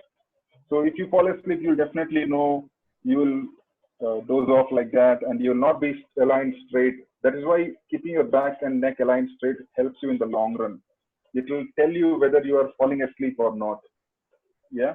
So I don't know how long we meditated. Does anybody know how long we meditated? More than 20 minutes, I believe. Yeah, it's 20 about minutes. 20, 25 minutes, Akash. Did In we fact, meditate for 20? I think it's close to about 20 minutes at least, because till Really? Suresh told, I did not realize it also. I thought it must be around 10 minutes.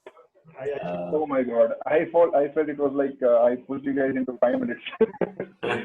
So I lose track of time these days. Earlier I used to check the time, but these days I'm like, why do I need time? Let me meditate. Let me enjoy the bliss. So Suresh, regarding your meditation, see, it might be a possible that Suresh, you are not meditating properly. One, because there are people who have meditated in the wrong way, who have been thinking that they have been observing the thoughts, but maybe they are letting their thoughts control them and observing the play happening rather than the thought itself. And enjoying the play happening in that thought and observing that play inside the thought. There are such possibilities also. I have also had very tough time meditating from for, I think around 2014 or 15. I was doing Ajna Chakra meditation, and I was getting nowhere because I was in depression at that time, and my meditation was disastrous. I was the guy who was against meditation because I could not find any productivity because of that. But then what was happening in that time was I was not giving up on my meditation, luckily. At that time, the heaviest suppressed emotions were coming out. I will not reach this stillness state unless these suppressed emotions come out and go away. Like Harini experienced some energy going away. That took me 2 3 years because I was having such strong mental patterns. To experience this bliss, I had to go through that those suppressed emotions oozing out.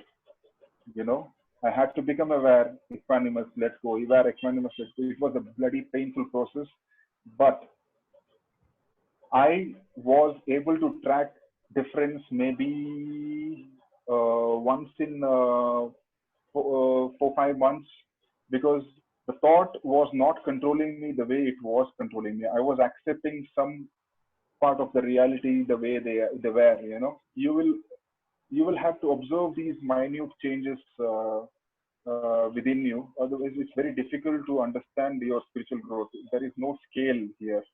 You know, you do not have an instrument to detect whether you are spiritually growing. The only way to know is how calm and still you are in this moment, how accepting you are to this moment. So good, Suresh. You shared that because it's a very practical issue which happens to most people. Yeah, thanks for sharing. Anybody else wants to share? Akash, Yes. in fact, I'll keep this short also, keeping in mind the time. See, I think the tip what you gave today helped me actually get into a meditative mode. Otherwise it was always accidental. Today I could see it. You said get determined that you're going to meditate. Yes. Your thoughts will, wander. The Yes. minute you catch yourself wandering, tell yourself your desire to meditate, come into meditation. So for Yes. me, maybe I'm a very logical guy, maybe. So that step, helped me. So whenever I caught, I said, no, I'm sitting here to meditate. I came back. And that's why, today I did not feel sleepy at all. I mean, I was, awake. I probably slouched a little bit. I could sense that, from my initial question, but I did not sleep. I did not doze off. And the beautiful thing is, like I said, I did not even realize it was about 20 minutes. Right. Only when Suresh said, I looked at my watch and said, yeah, it's 20 minutes. Great, great. So I'm And really happy that it helped. I could feel the lightness what you talked about. In fact, initially it was a tingling sensation on my palms. For a very brief time, again, I don't know, it seemed like a very brief time, but I felt a very entire my body very light. It could be good for a Fantastic. few minutes, few Yeah. minutes maybe. Now, when you said about this determination about meditating, see, one more thing is, if thoughts come to you in your meditation, ask yourself one thing. Aren't you going to allow these thoughts throughout the day to entertain you anyway? Right? Just for these 20 minutes of my day, let me not allow these thoughts to entertain me. Anyway, I'm going to let these thoughts entertain me throughout the whole day. Why not these 20 minutes? I just keep them away for a moment and completely surrender to the method. Now, energy meditation. Let me tell you what is the ultimate thing you will experience. I had done Vipassana meditation. Okay, what I'm taught you right now is the next level of Vipassana meditation. Vipassana meditation involves focusing on different parts of your body one by one, starting from your head, forehead, like that, like that. So that in Vipassana, Gautam Buddha's meditation technique, Vipassana is. So eventually, what Buddha realized was their entire body is vibration, and with every vibration, at the subatomic level, the body is changing. At the subatomic level, every moment, trillions of atoms are vibrating at the same time, coming, going, pop, pop, pop, pop, pop, pop, like that. So he realized in 1 second, trillions of atoms are coming and going, and this change is happening. What is this change I'm living for? He realized this body is impermanent. Then he started teaching people Vipassana. So I would suggest that everybody please attend Vipassana course. It's a 10 days program. And S.N. Goenka is a guy who teaches you, who's no more, but he'll teach you through their TV and audio. And Gautam Buddha realized that entire body's vibration is temporary. It's all an illusion projected. And that vibration is not felt to the naked eye. You'll have to go deeply into the body and experiment on the body. Now, having cleared all these things, I had an amazing meditation, and I felt two people's energies. I don't know who they are. Two people's energies going through a bit of a struggle, to surrender. I don't know who they are. I'm not able to figure out. Two people had a tough time surrendering to meditation. Forget this technique of mine. Surrendering to meditation itself, I felt struggle. I don't know if somebody wants to open up on that, you can. So, Aakarsh, it's me. Yeah, okay. Tara, hi. Hi. Yes. Okay. Hi, Tara, tell me. I don't know, until the moment you were speaking, I was able to concentrate on the breathing and, surrendering myself, to everything, to the unconsciousness or conscience or whatever, right? After you stopped and, in between, I felt the pain and, And up to you said concentrate on your breathing, I was fine. Later, Okay. I was having a mixed feeling of, I felt like, why am I even alive? And, felt like crying, emotions vented out, but still, I was not able to surrender. So why am I crying? So Yeah, that why am I crying? That I is observing the crying, the pain, emotional pain right now. Okay. And looks right. like you have some baggages left from the past. And yeah, thanks for sharing, Tara, because right now I'm going to share something very important.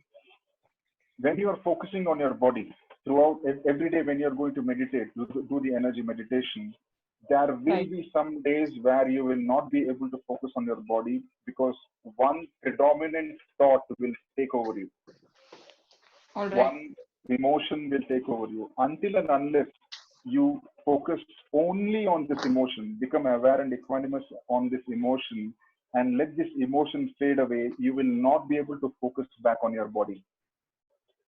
All Okay. right. So All right. we have to address this energy which is controlling us. That energy is in the form of a deep, painful emotion, or let's say some kind of an excitement, whatever it is. You have to address that. You have to become aware and equanimous to that emotion first. If it's Right. coming again and again, if it's very strongly pushing you, then you have to become aware, focus, focus. Let it try to put you down as much as possible. Become aware Right. and equanimous. Become aware and equanimous. Do not go back to your body. Okay? Right. Do not go back to your body. Focus on this pain. Become so aware that this pain becomes numb. That's when it starts to diminish. Because All this right. pain is also not you. It's the thought which has come to you. Okay? Right. Next moment it will not be there. So will you allow this thought to take over your identity? No, right? Become rock solid aware. Only then you'll be able to focus back on your body. Right. Okay? To And everybody, second not thing just is, Tara, to everybody this is. Yeah.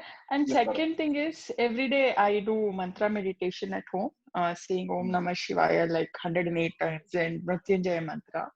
Until okay. the time I am loud, Mm-hmm. right? Mm-hmm. I am able to concentrate. My mind doesn't wander anywhere. The moment I stop and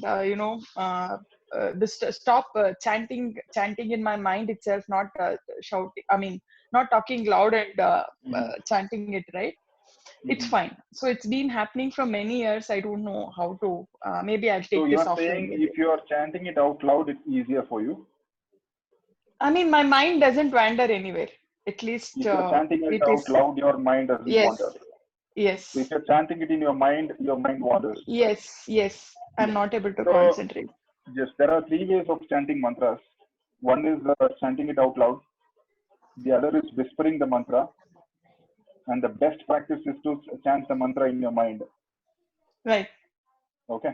Now, if you're not able to chant it in your mind initially, I'll suggest that chanting it not out loud, chanting it, Uh-huh. or if you can whisper it, go for whispering the mantra instead of Okay. chanting the mantra openly. Okay. The mantra meditation has its benefits, but there are also what do you call it? Cons to mantra meditation. Mantra meditation will not help you increase your awareness towards your Okay. thoughts and emotions, Okay. because you are focusing your awareness on chanting the mantra, right? The pronunciation of the mantra, all those things. Now, any Right. emotion or thought comes, you will not become completely aware and equanimous to that emotion or thought. So that suppressed emotion might come again. This is what I have experienced. A few of my friends have also experienced. But then, Mm-hmm. if mantra meditation has been helping you, please go ahead and do that. But this is what some of us have experienced. Right. Okay. So Maybe I'll take this offline with you. We can discuss yeah, this later. you can try Sure. energy meditation as well. See, every Sure. meditation might not suit everybody. You know, Yes. some meditations might suit some people, some other meditation might suit some other people. True. Yes.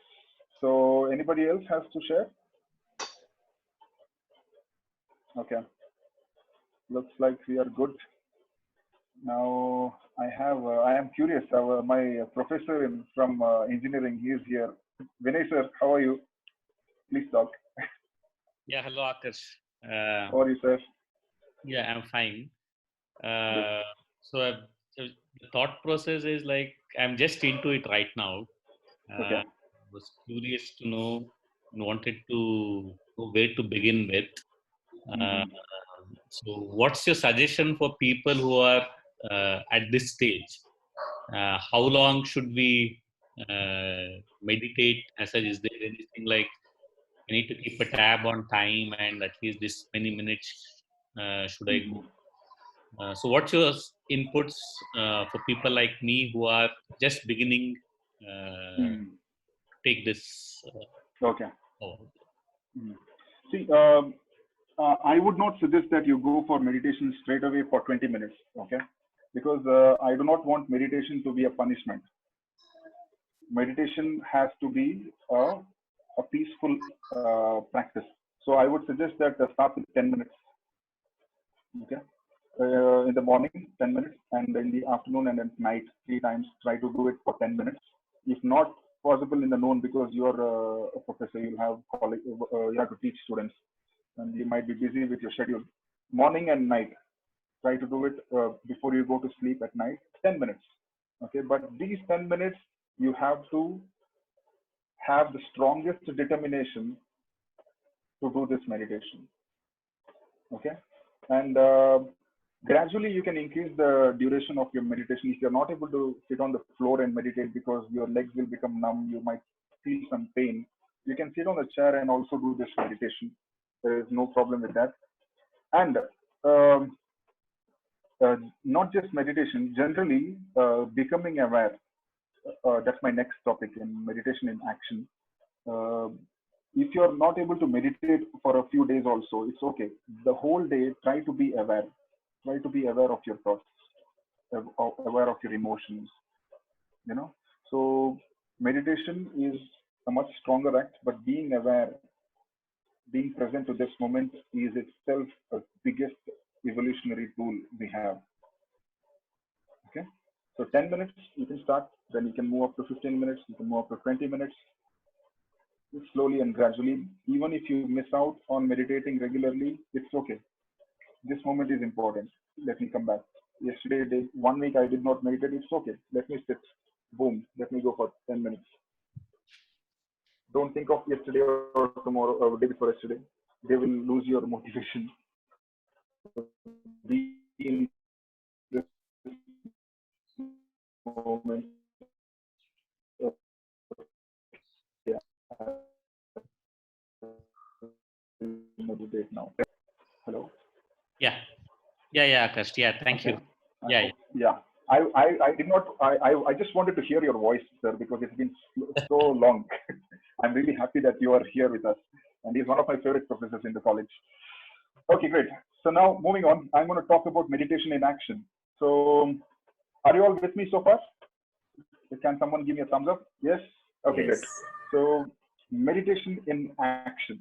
Now, what is meditation in action? Why should we do it? I'll be rushing a little bit quickly because we are almost heading towards 9 o'clock. Can you all wait for another 15-20 minutes? Yeah, It's because I don't want Akash. to. Yes. Okay.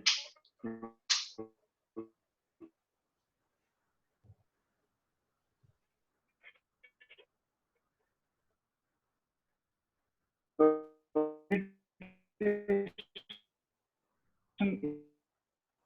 in the day-to-day lives, unconsciously living again. Now you are living unconsciously in your day-to-day life, and then when you come back to your meditation again, all those unconscious energies you have collected, you have to let go of them again. It's an overhead. That's an overhead, you know. So to avoid that overhead of collecting unconscious energies and letting them go, we have to be meditative in our actions as well. Sitting and doing is called meditation in inaction, whereas meditating in, I mean, when you're doing some actions and then meditating is called meditation in action. Now, there is a catch here because, see, when you're meditating, you're closing your eyes you are cut off from your outer reality. The major distraction of visual factor of the world is gone. So you can focus on your body. But when you're opening your eyes, you are looking at the outer reality, and there are so many things which are catching your attention. These informations will be taken from your eyes to your brain for processing. So apparently, you are depending on your mind, right? When you're opening your eyes, you're depending on your mind. So in this scenario, you have to be extra aware. You have to be extra focused. Any activities which are happening, you have to be focused on your body, on your mind, on your actions, on the surroundings, on what is happening. You don't need to put heavy effort. You need to simply be aware that you have to be focused, and it will automatically happen. You know, it's a practice. Being aware of your emotions. Suddenly, if somebody comes and does something, says something to you, that emotion which boom pops up, you have to become aware of that. Be relaxed. Relaxing is the most important thing. Be constantly aware of your sensations happening mainly here in the heart area. The emotional burdens get stayed there. Being aware of your body and mind while you're acting, doing some action also is equally important. Otherwise, you will catch certain negative energies and you might feel some kind of a discomfort and you don't know why you're feeling low. So be try to be aware even in your actions. Okay, that will help you to get more profound meditation even in your inaction. Great. Now, next, I'm going to share one slide to you all. Uh, okay. Indian, how do I share a slide to you or to them? Is Okay, it at the share bottom, screen? you will see a share screen. Yes. When you click on share screen, you will see all the different windows. And yes, Okay. Can you all see this? yes, Okay. I want you all to pay attention here. Is everybody able to see? yes, Akash. It's Okay. visible for Indian, you. you can see it, right? Okay, great. Yes. So this is my distinction between mind and consciousness, mind versus consciousness. Now, people might think, what is this no mind state? What is this mind state and no mind state? So how do I feel when I'm in my mind? How do I feel when I'm not in my mind? So I'm I'm giving you this table here after so many years of practice and struggle, you know. So please take a screenshot if you want with your phone or something, I don't know. But here's the thing, mind versus consciousness. Mind is made up of thoughts, okay? Mind is made up of different types of thoughts and emotions, whereas consciousness is thoughtless, right? Mind creates identifications. Mind wants to create identifications. Without identifications, the mind cannot survive in the outer reality. So the mind wants to create identifications, let's say with a religion, with a nationality, with a certain kind of a belief, with a certain kind of a race, with a certain kind of profession, with a certain kind of taste, with certain kinds of likes and dislikes. When the mind creates identification, it feels secured. It feels that there is meaning to its existence. Whereas consciousness does not have any identity. Consciousness is free from any form of identity. Identity is meaningless to consciousness. Mind is constantly changing. Sometimes it wants to be like this, sometimes it wants to be like that, sometimes it is like this. Mind was immatured in this year, mind is more matured this year, and then further matured the next year. Mind is evolving, whereas consciousness has no change. Consciousness is ever evolved, all knowing, all understanding, and all loving. So consciousness has no change. Consciousness is from where the mind has arisen. Okay? Mind is fearful. The reason why mind is fearful is mind wants to hold on to identities. Mind wants to hold on to the identities that I am her husband, I am his wife, I am this professional, I am a great singer, I am this national, I am this religious guy. Mind wants to create identities, and when it starts losing these identities or attachments with belongings, it becomes fearful, whereas consciousness is blissful, because consciousness does not have thought, consciousness does not have identities, consciousness does not get affected by change. Consciousness is ever blissful. Mind is limited by form, okay? Whereas consciousness is formless and limitless. Consciousness is infinite and it's limitless. It does not get affected by the form. It is a witness to the form, but it is not affected by the form. Mind is into bondage. Mind wants control. Okay? Mind is bonded. It is mind has bondage with people, mind has bondage with belongings, mind has bondage with belief systems, but whereas consciousness is free from bondage. Consciousness simply does not give a damn. To put it in a dudish way, consciousness does not give a damn. Consciousness is free, loving, infinite. Consciousness does not seek control. Mind is mortal. Of course, we are all going to die. The mind is going to die. Consciousness is immortal. Consciousness is that witness inside of us which is experiencing death. Consciousness was never born, it is never dead. It is a witness. It's simply an energy from which the root cause is happening, from which the cause and effect is happening. Mind has likes and dislikes. Mind is discriminating. He is a Hindu, he is a Muslim, he is a Christian, he is an RSS guy, he is this guy, that guy, this guy, all these discriminations. Mind has likes. I don't like this, I like that. Mind is opinionated, whereas consciousness is equanimous, and consciousness is all embracing. Consciousness does not hate a criminal. Consciousness does not hate a rapist. Consciousness does not hate a murderer.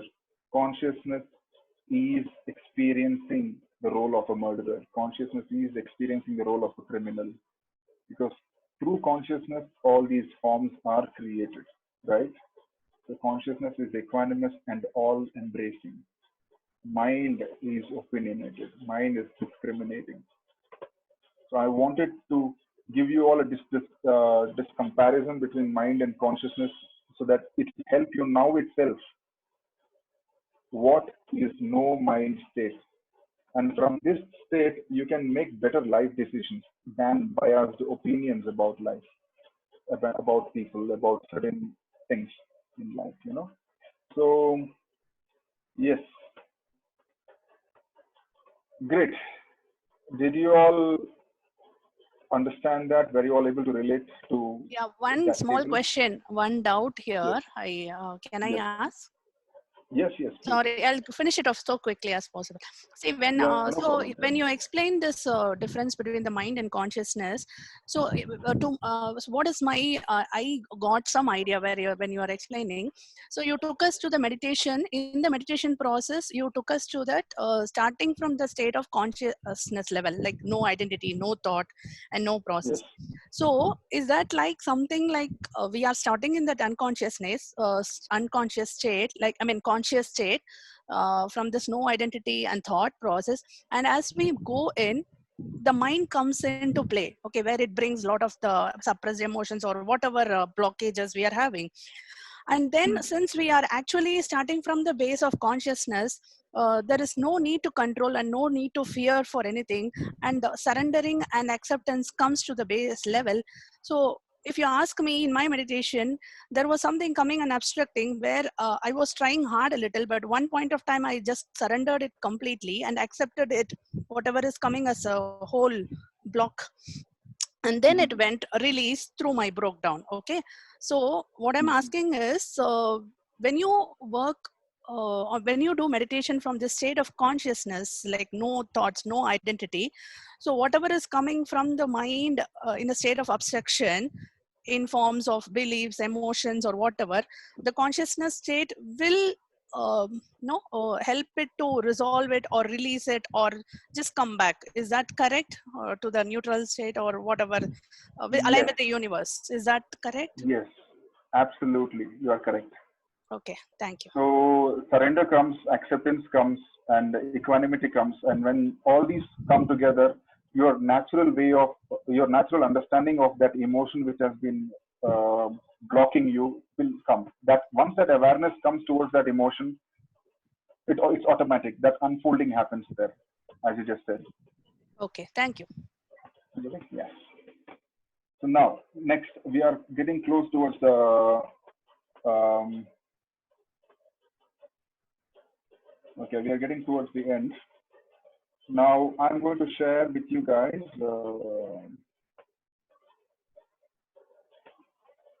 Okay, I think I can share this screen with you right now because it will be easy for you to note down the points.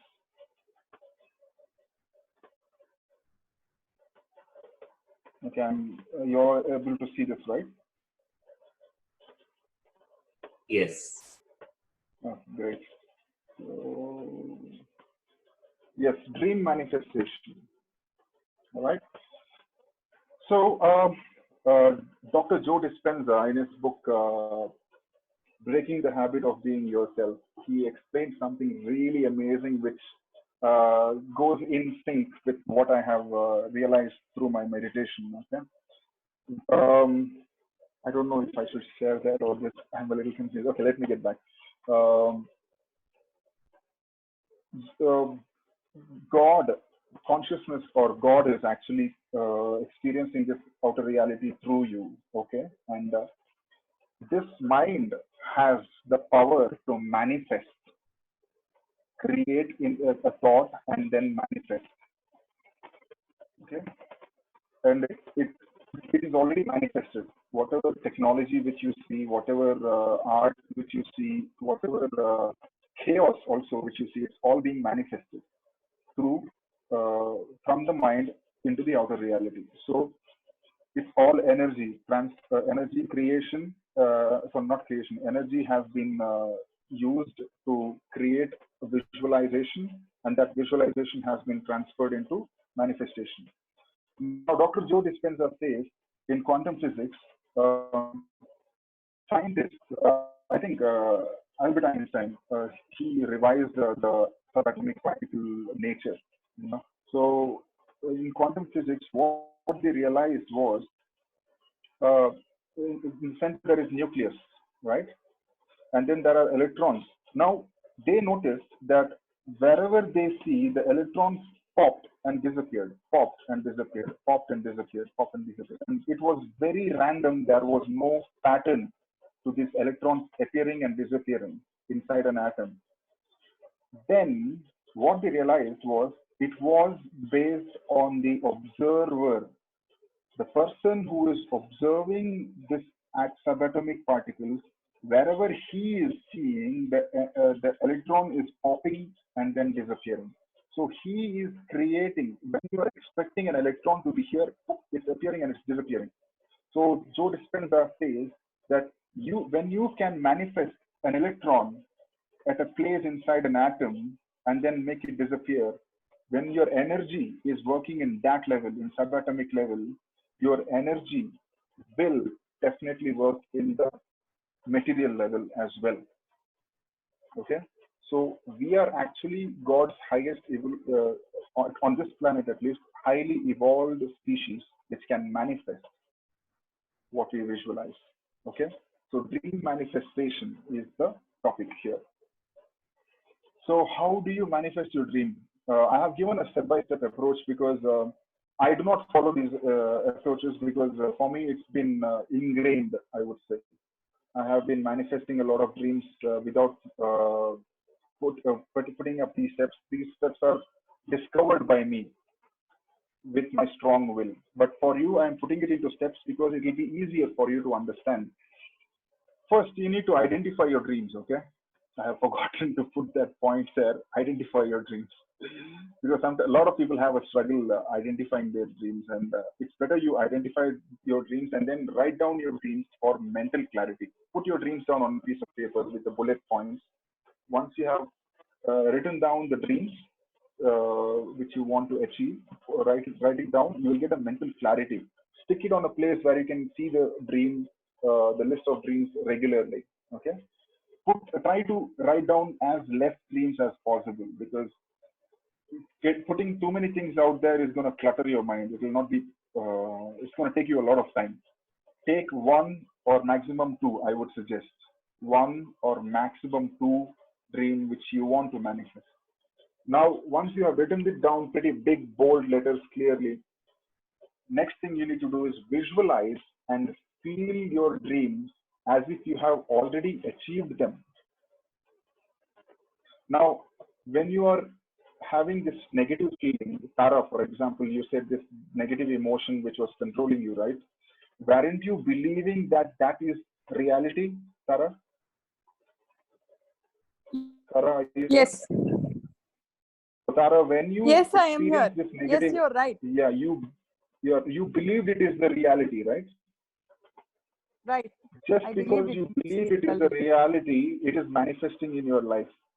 Just like that, if you Right. reverse engineer this, if you put visualization in that place and feel your dream as if it is real with every atom of your body, every ounce of your flesh, everything, put everything of your body into visualizing and believing, it will start to manifest. Remember that. Yeah. Now, next Right. thing. Yes, thank you, Tara. Next thing, use powerful positive affirmations.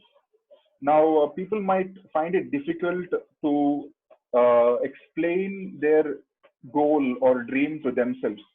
You know, they might not have proper clarity of how they want to put these things into words mentally for themselves. So, powerful affirmations are positive, powerful affirmations will help you with that. So, affirmation is nothing but I am this, I have achieved this, I do not have this problem. Instead of saying I do not have problem, you are going to say some positive word. Use positive words as much as possible. Do not use I do not have this. Instead of that, I have. I instead, let's say for example, if you are having a headache, you instead of giving an affirmation saying I do not have headache, you can say I am healthy. Okay, like that. So now dream affirmations. For example, if you want to have 5 crores in your account, you are going to put some affirmations based on your goal, like that. For example, I have 5 crore rupees in my bank account. And when you are saying this affirmation, send this signal to your entire body. Let each atom of your body record this affirmation. And please, please, please, at least for that moment, believe your affirmation. Strongly believe your affirmation. I am having 5 crores in my account.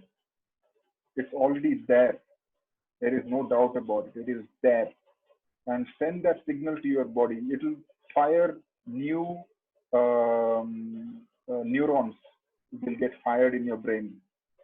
The old neurons which were having the same signals fired, instead of them, you're firing off some new neurons in your brain and creating new reality for yourself.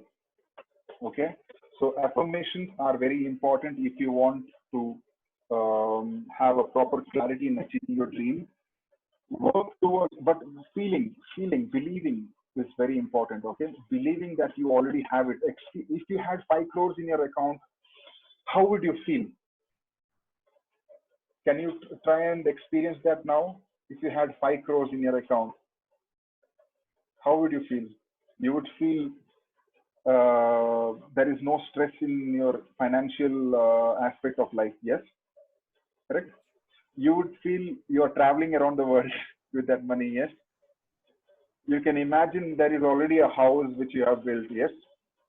So whatever you think you already have or you are experiencing when you have that goal achieved, feel that, believe in that, at least for that moment, and then try to practice this affirmation over and over day to day, like believing in it. It's going to happen, it's going to happen, it's going to happen. Work towards your dream step by step.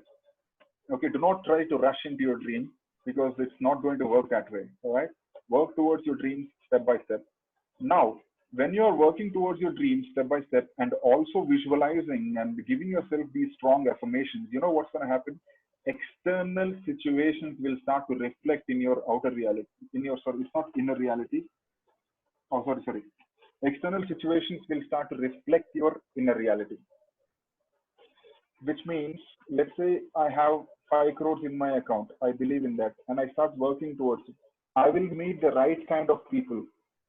I will come across the right kind of situations. I will go to the right kind of meetings and places, which will help me in manifesting my dream. You got it? That's how powerful it is. At the end of this, I'll tell you what are the things which I have manifested. Okay. Now, next important thing is avoid listening to or meeting negative people, because negative people are still stuck in their minds. They are fearful. Okay. They are fearful and they want to spread that fear to somebody else because they cannot see somebody else free and achieving their goals. Okay. Avoid listening to or meeting negative people. Next, change your environment, day-to-day habits and life choices such that it only helps you in achieving your dreams. Now, your environment is very important. The kind of environment which you are working in will influence you either positively or negatively. So, the space which you are maintaining, it is very important. Okay, and your day-to-day habits. Become conscious about your day-to-day habits. Choose those habits which will bolster your reach towards your goal. Put constant awareness to each action plan you are working on. This is where meditation in action comes into picture. Okay, you have to be aware of your action plan as well. If there is some negativity which comes to your mind when you are doing that action plan, be aware of that negative emotion or thought and do that action plan with complete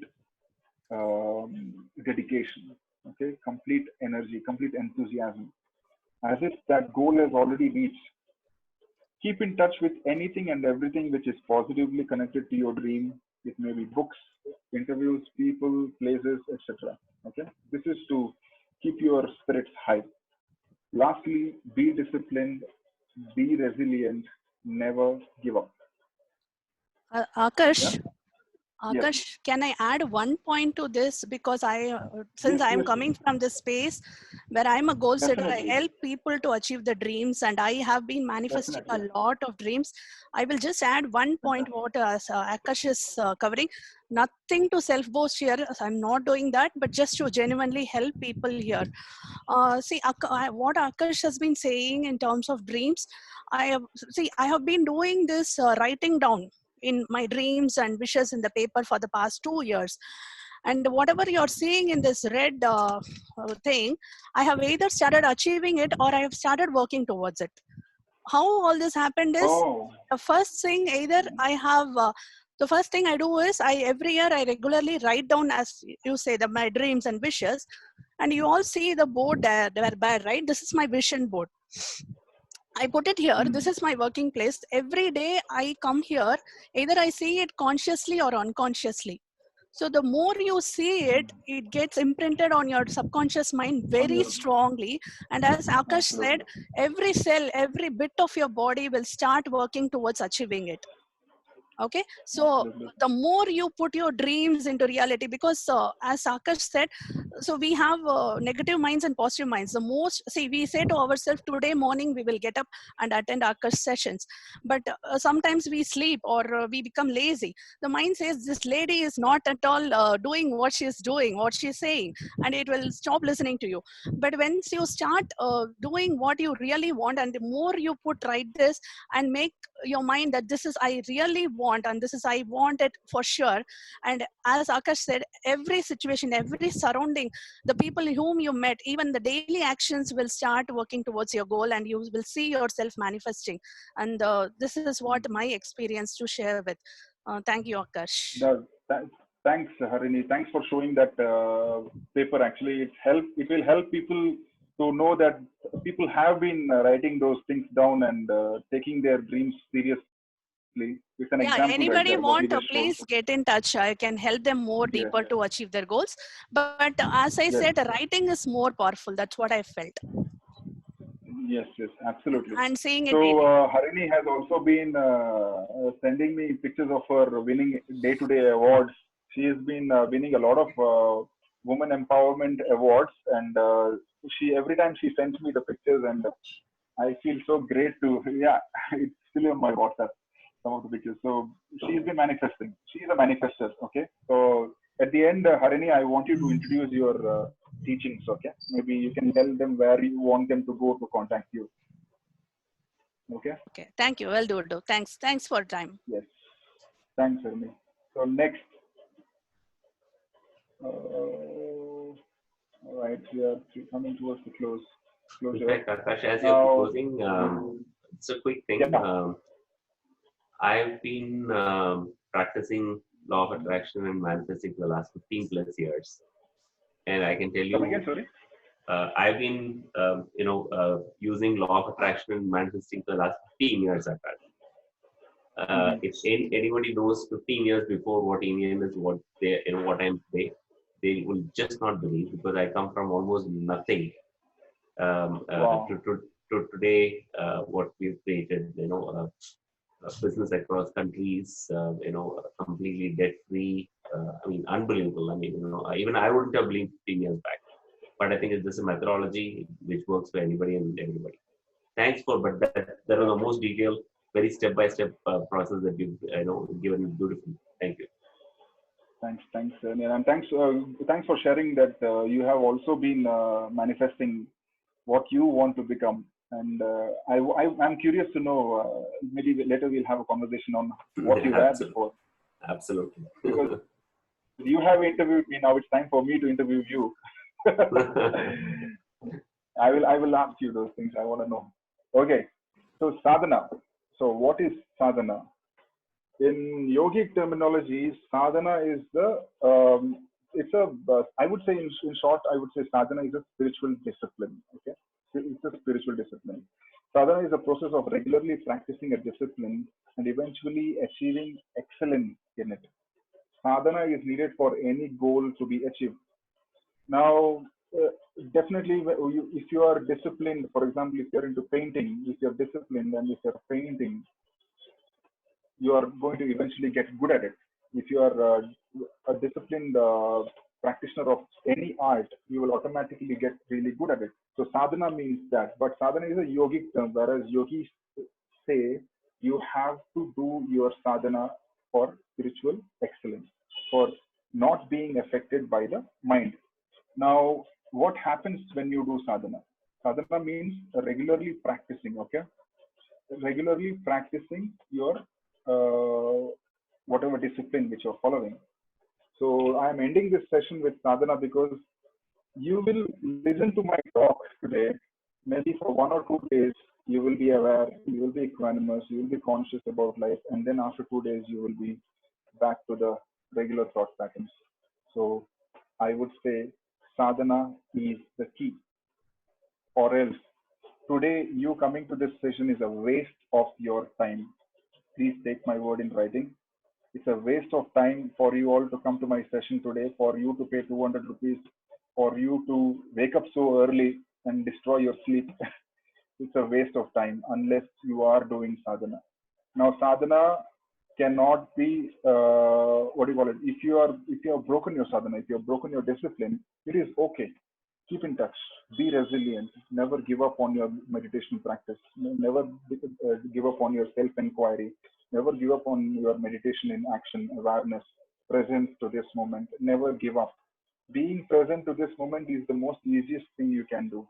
Even if you don't meditate, being present to this moment consciously, trying to understand what's happening in this moment is the least thing which you can do.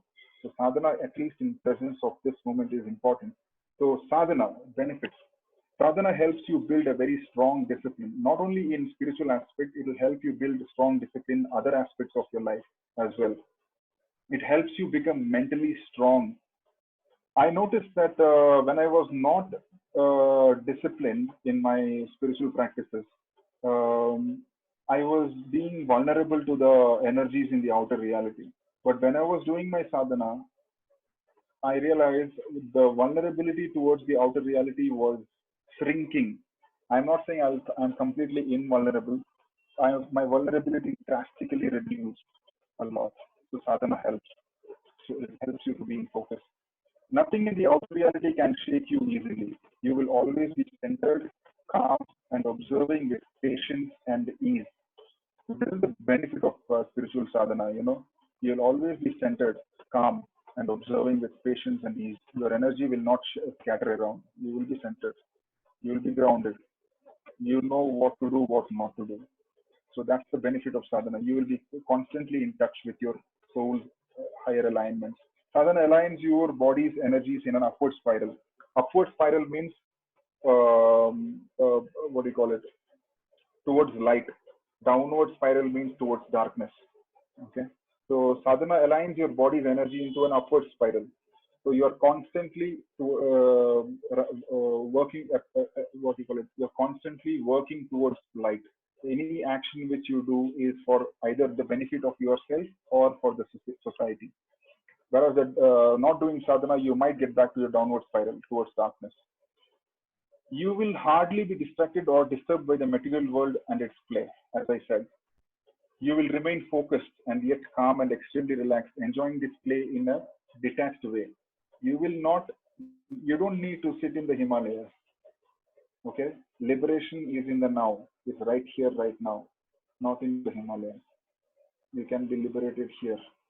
This is the next generation of yogis coming. You will be enjoying this play in a detached way, like how Krishna did.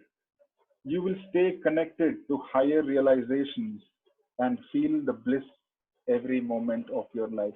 This is the beauty of doing sadhana. Sadhana helps you to stay connected to the consciousness and its bliss. That once you taste it, you want to constantly go back to that. And from that, you will come back to the outer reality. So that's the benefit of sadhana, guys. And yes, and this is my final quote. The intellect will help you understand what you are not, but to know what you truly are is beyond the understanding of your intellect.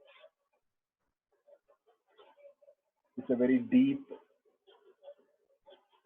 quote of mine. Your intelligence will never be able to understand consciousness because intelligence has the habit of dissecting things and trying to understand, whereas consciousness has nothing to dissect. Consciousness is simply as it is. The intellect cannot accept that fact.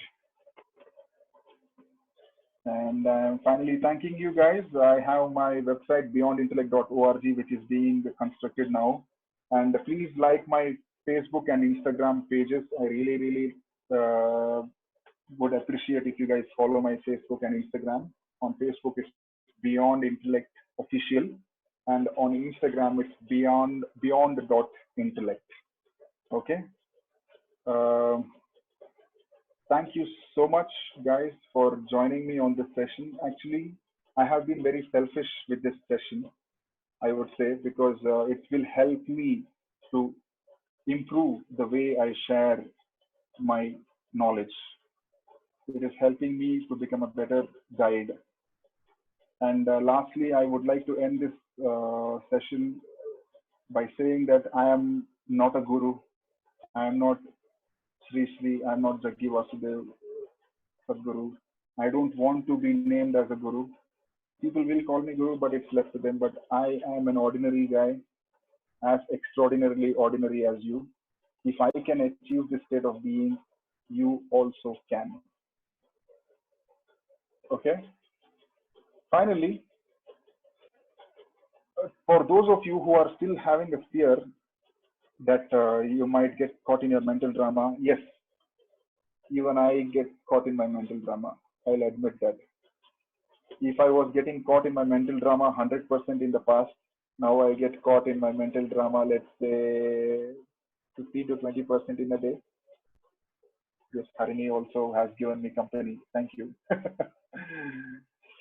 Yeah, so it's all about being aware. It's all about being conscious, being in the now, accepting this moment. I have been having mental thought patterns with my mom. You know how mom and son, they have these quarrels, right? Small, small quarrels.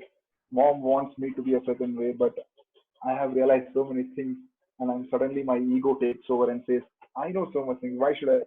That comes. So I become aware of that. So I am trying to break those old thought patterns which I have with my mom and accept her as she is. So that is the process which is happening with me right now. So I am not perfect. This form will never be perfect. Perfection is a journey. Yes.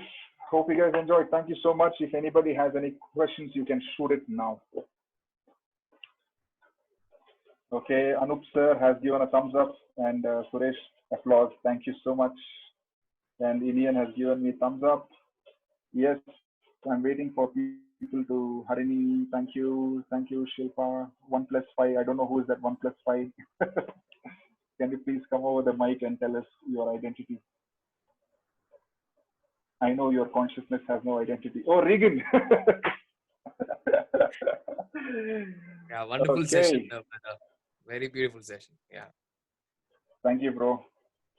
Thank you so much for joining. I was And a detached Rakesh, spectator. you are a detached spectator. Okay. Anybody else has anything to share or anything to ask? I would love to hear from you guys. I'm feeling so lonely here. Okay, let me make them talk. Yeah, Akash, who is I that? think we're just more, still in the zone, after, the journey that you've taken us through. I think that's more like it than anything else. Okay, okay. Everybody. Really appreciate So, you taking us through this journey. thank you, Indian. I think everybody's engrossed in the things which they have to digest now. Yeah, okay. And Yeah, and also your the last the mind and consciousness slide. The difference is the table.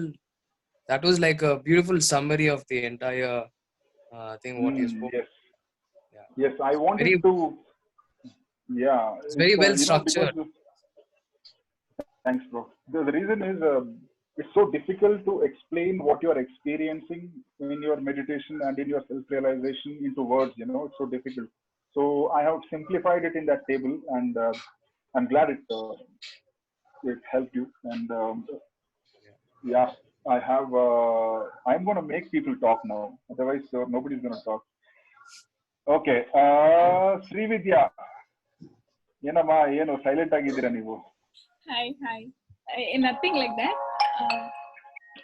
I actually enjoyed the experience. So I was also part of Vipassana meditation. So I also You have done Vipassana meditation, is yes, it? I've done Vipassana. I've done also SSY meditation, as you have mentioned. Okay. So Oh, fantastic. I really could see how you are able to blend in both of these things. It's a very rare thing. You know what happens most of the time when people come with meditation? It's too much of drama about love. And people just go on saying, no, you're one, you're God, you're consciousness, you're this speck of dust, you are that atom and everything. So what happens is you are not able to really just give me a moment. No problem. So what happens is you're not able to connect with them, because whatever happens, end of the day, you're not living by consciousness, you're living by your mind. Your corporate world is like that, your family life is like that. So Very important point. Yeah. you're just feeling bigoted. That's it. So most of the time what used to happen is these sessions are relaxing. They are good way of coming out of your normal way of thinking. The perspective changes, you enlarge and see the picture, but you get stuck because it does not leave you in a better position than what you were. It leaves you in a question mark, thinking that, oh, I was there somewhere and this is something else, what is expected out of me? And you go into a clinical depression, questioning yourself so much. Right? So Okay, that yeah. mind and the heart, the connection was never established. But with you, I could really feel it. So Thank you. I really love. So I texted a lot of my friends already during the conversation, said, oh, I think I really love this and you should join. So I did. Thank you so much. Thank you, Vidya. And guys, Vidya is also, I think, her third eye is activated, and the certain conversations which I had with her gave me a hint about that. And I'm going to have a separate conversation with Vidya someday, very soon. And thank you, Vidya. And let me see if I can make some other people talk. Okay, Vinay sir has spoken. I want to. Okay, my brother-in-law is here.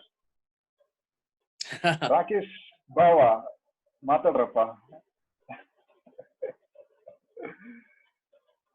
Okay, Rakesh Bava is feeling shy, I guess. My mother-in-law is also here. Okay. Okay, I think, I don't know, they might have some technical issues. And guys, there are two things. One is I'm going to have a screenshot of everybody showing their faces. Indian is going to take a screenshot of this so that I can show this on my social media that we had a wonderful session today. Secondly, doing a research right now of something which I'm experiencing. It's called as a high frequency consciousness vibration, which I'm experiencing in my pineal gland. It's a vibration which is high frequency sound. I could hear this high frequency sound. You can actually, in silence, if you focus, you could hear the sound. Now, the more and more you focus, it's like you are turning on the dim light of the light bulb. You know, as you're focusing more, the light is becoming brighter and brighter. I could hear the sound much louder and louder, and this sound is filled with information packets. This is my current unfolding happening, and I am not able to give you any clarity on this because I'm making a research on this, and Rakesh knows about this. I've been talking to Rakesh about this high frequency sound, and recently he could also experience it in his meditation. So this sound, beyond this sound, is the supreme being's I think puppeteering is happening, is what I felt. So I'm digging deep into that, and I will get back to you guys once I have solid information on that. I don't know. I might get back to you, or I might still be exploring it. I don't know. Okay. So let's all show our faces, and Indian is going to take a picture. Please, everybody, show your faces just for. Yes, Vidya is there. Rakesh Bava, please. Rakesh Bava and my mommy, mother-in-law, please show your face. Yes. Oh, he's become Sai Baba. Rakesh Baba has become Sai Baba. Okay. Mamin lover one le. Morris is for one le. Photo get Indian is going to take a screenshot of it. Yes. Everybody smile. Yes. Indian, ready? 1, 2, 3, go.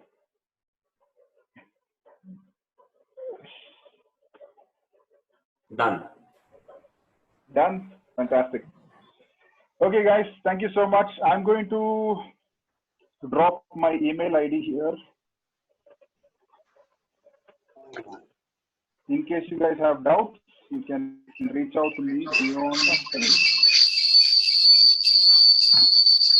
Okay, are you guys able to? Oh, one second. Sorry. I have to put it to everyone. I'm very new to Zoom, so.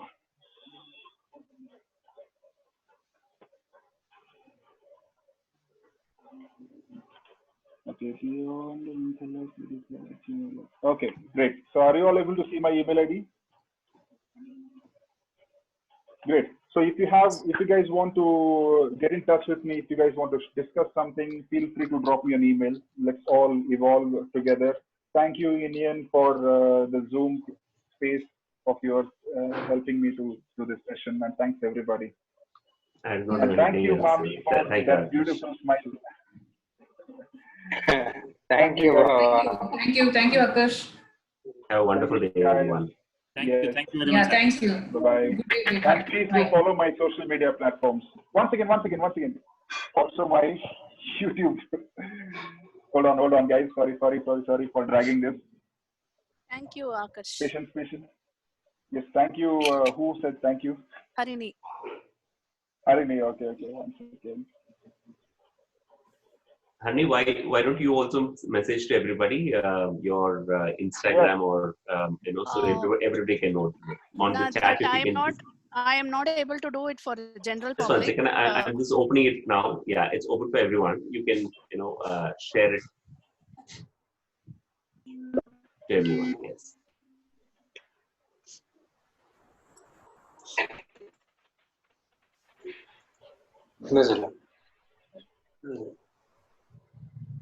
That's my website and my phone number. So every details is there. You can just ping me if anyone needs anything.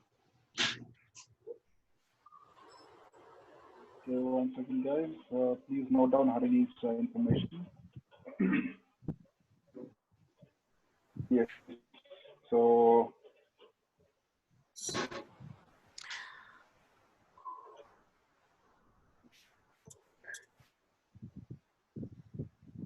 I've just started Facebook and subscribe to my YouTube, and please show your support.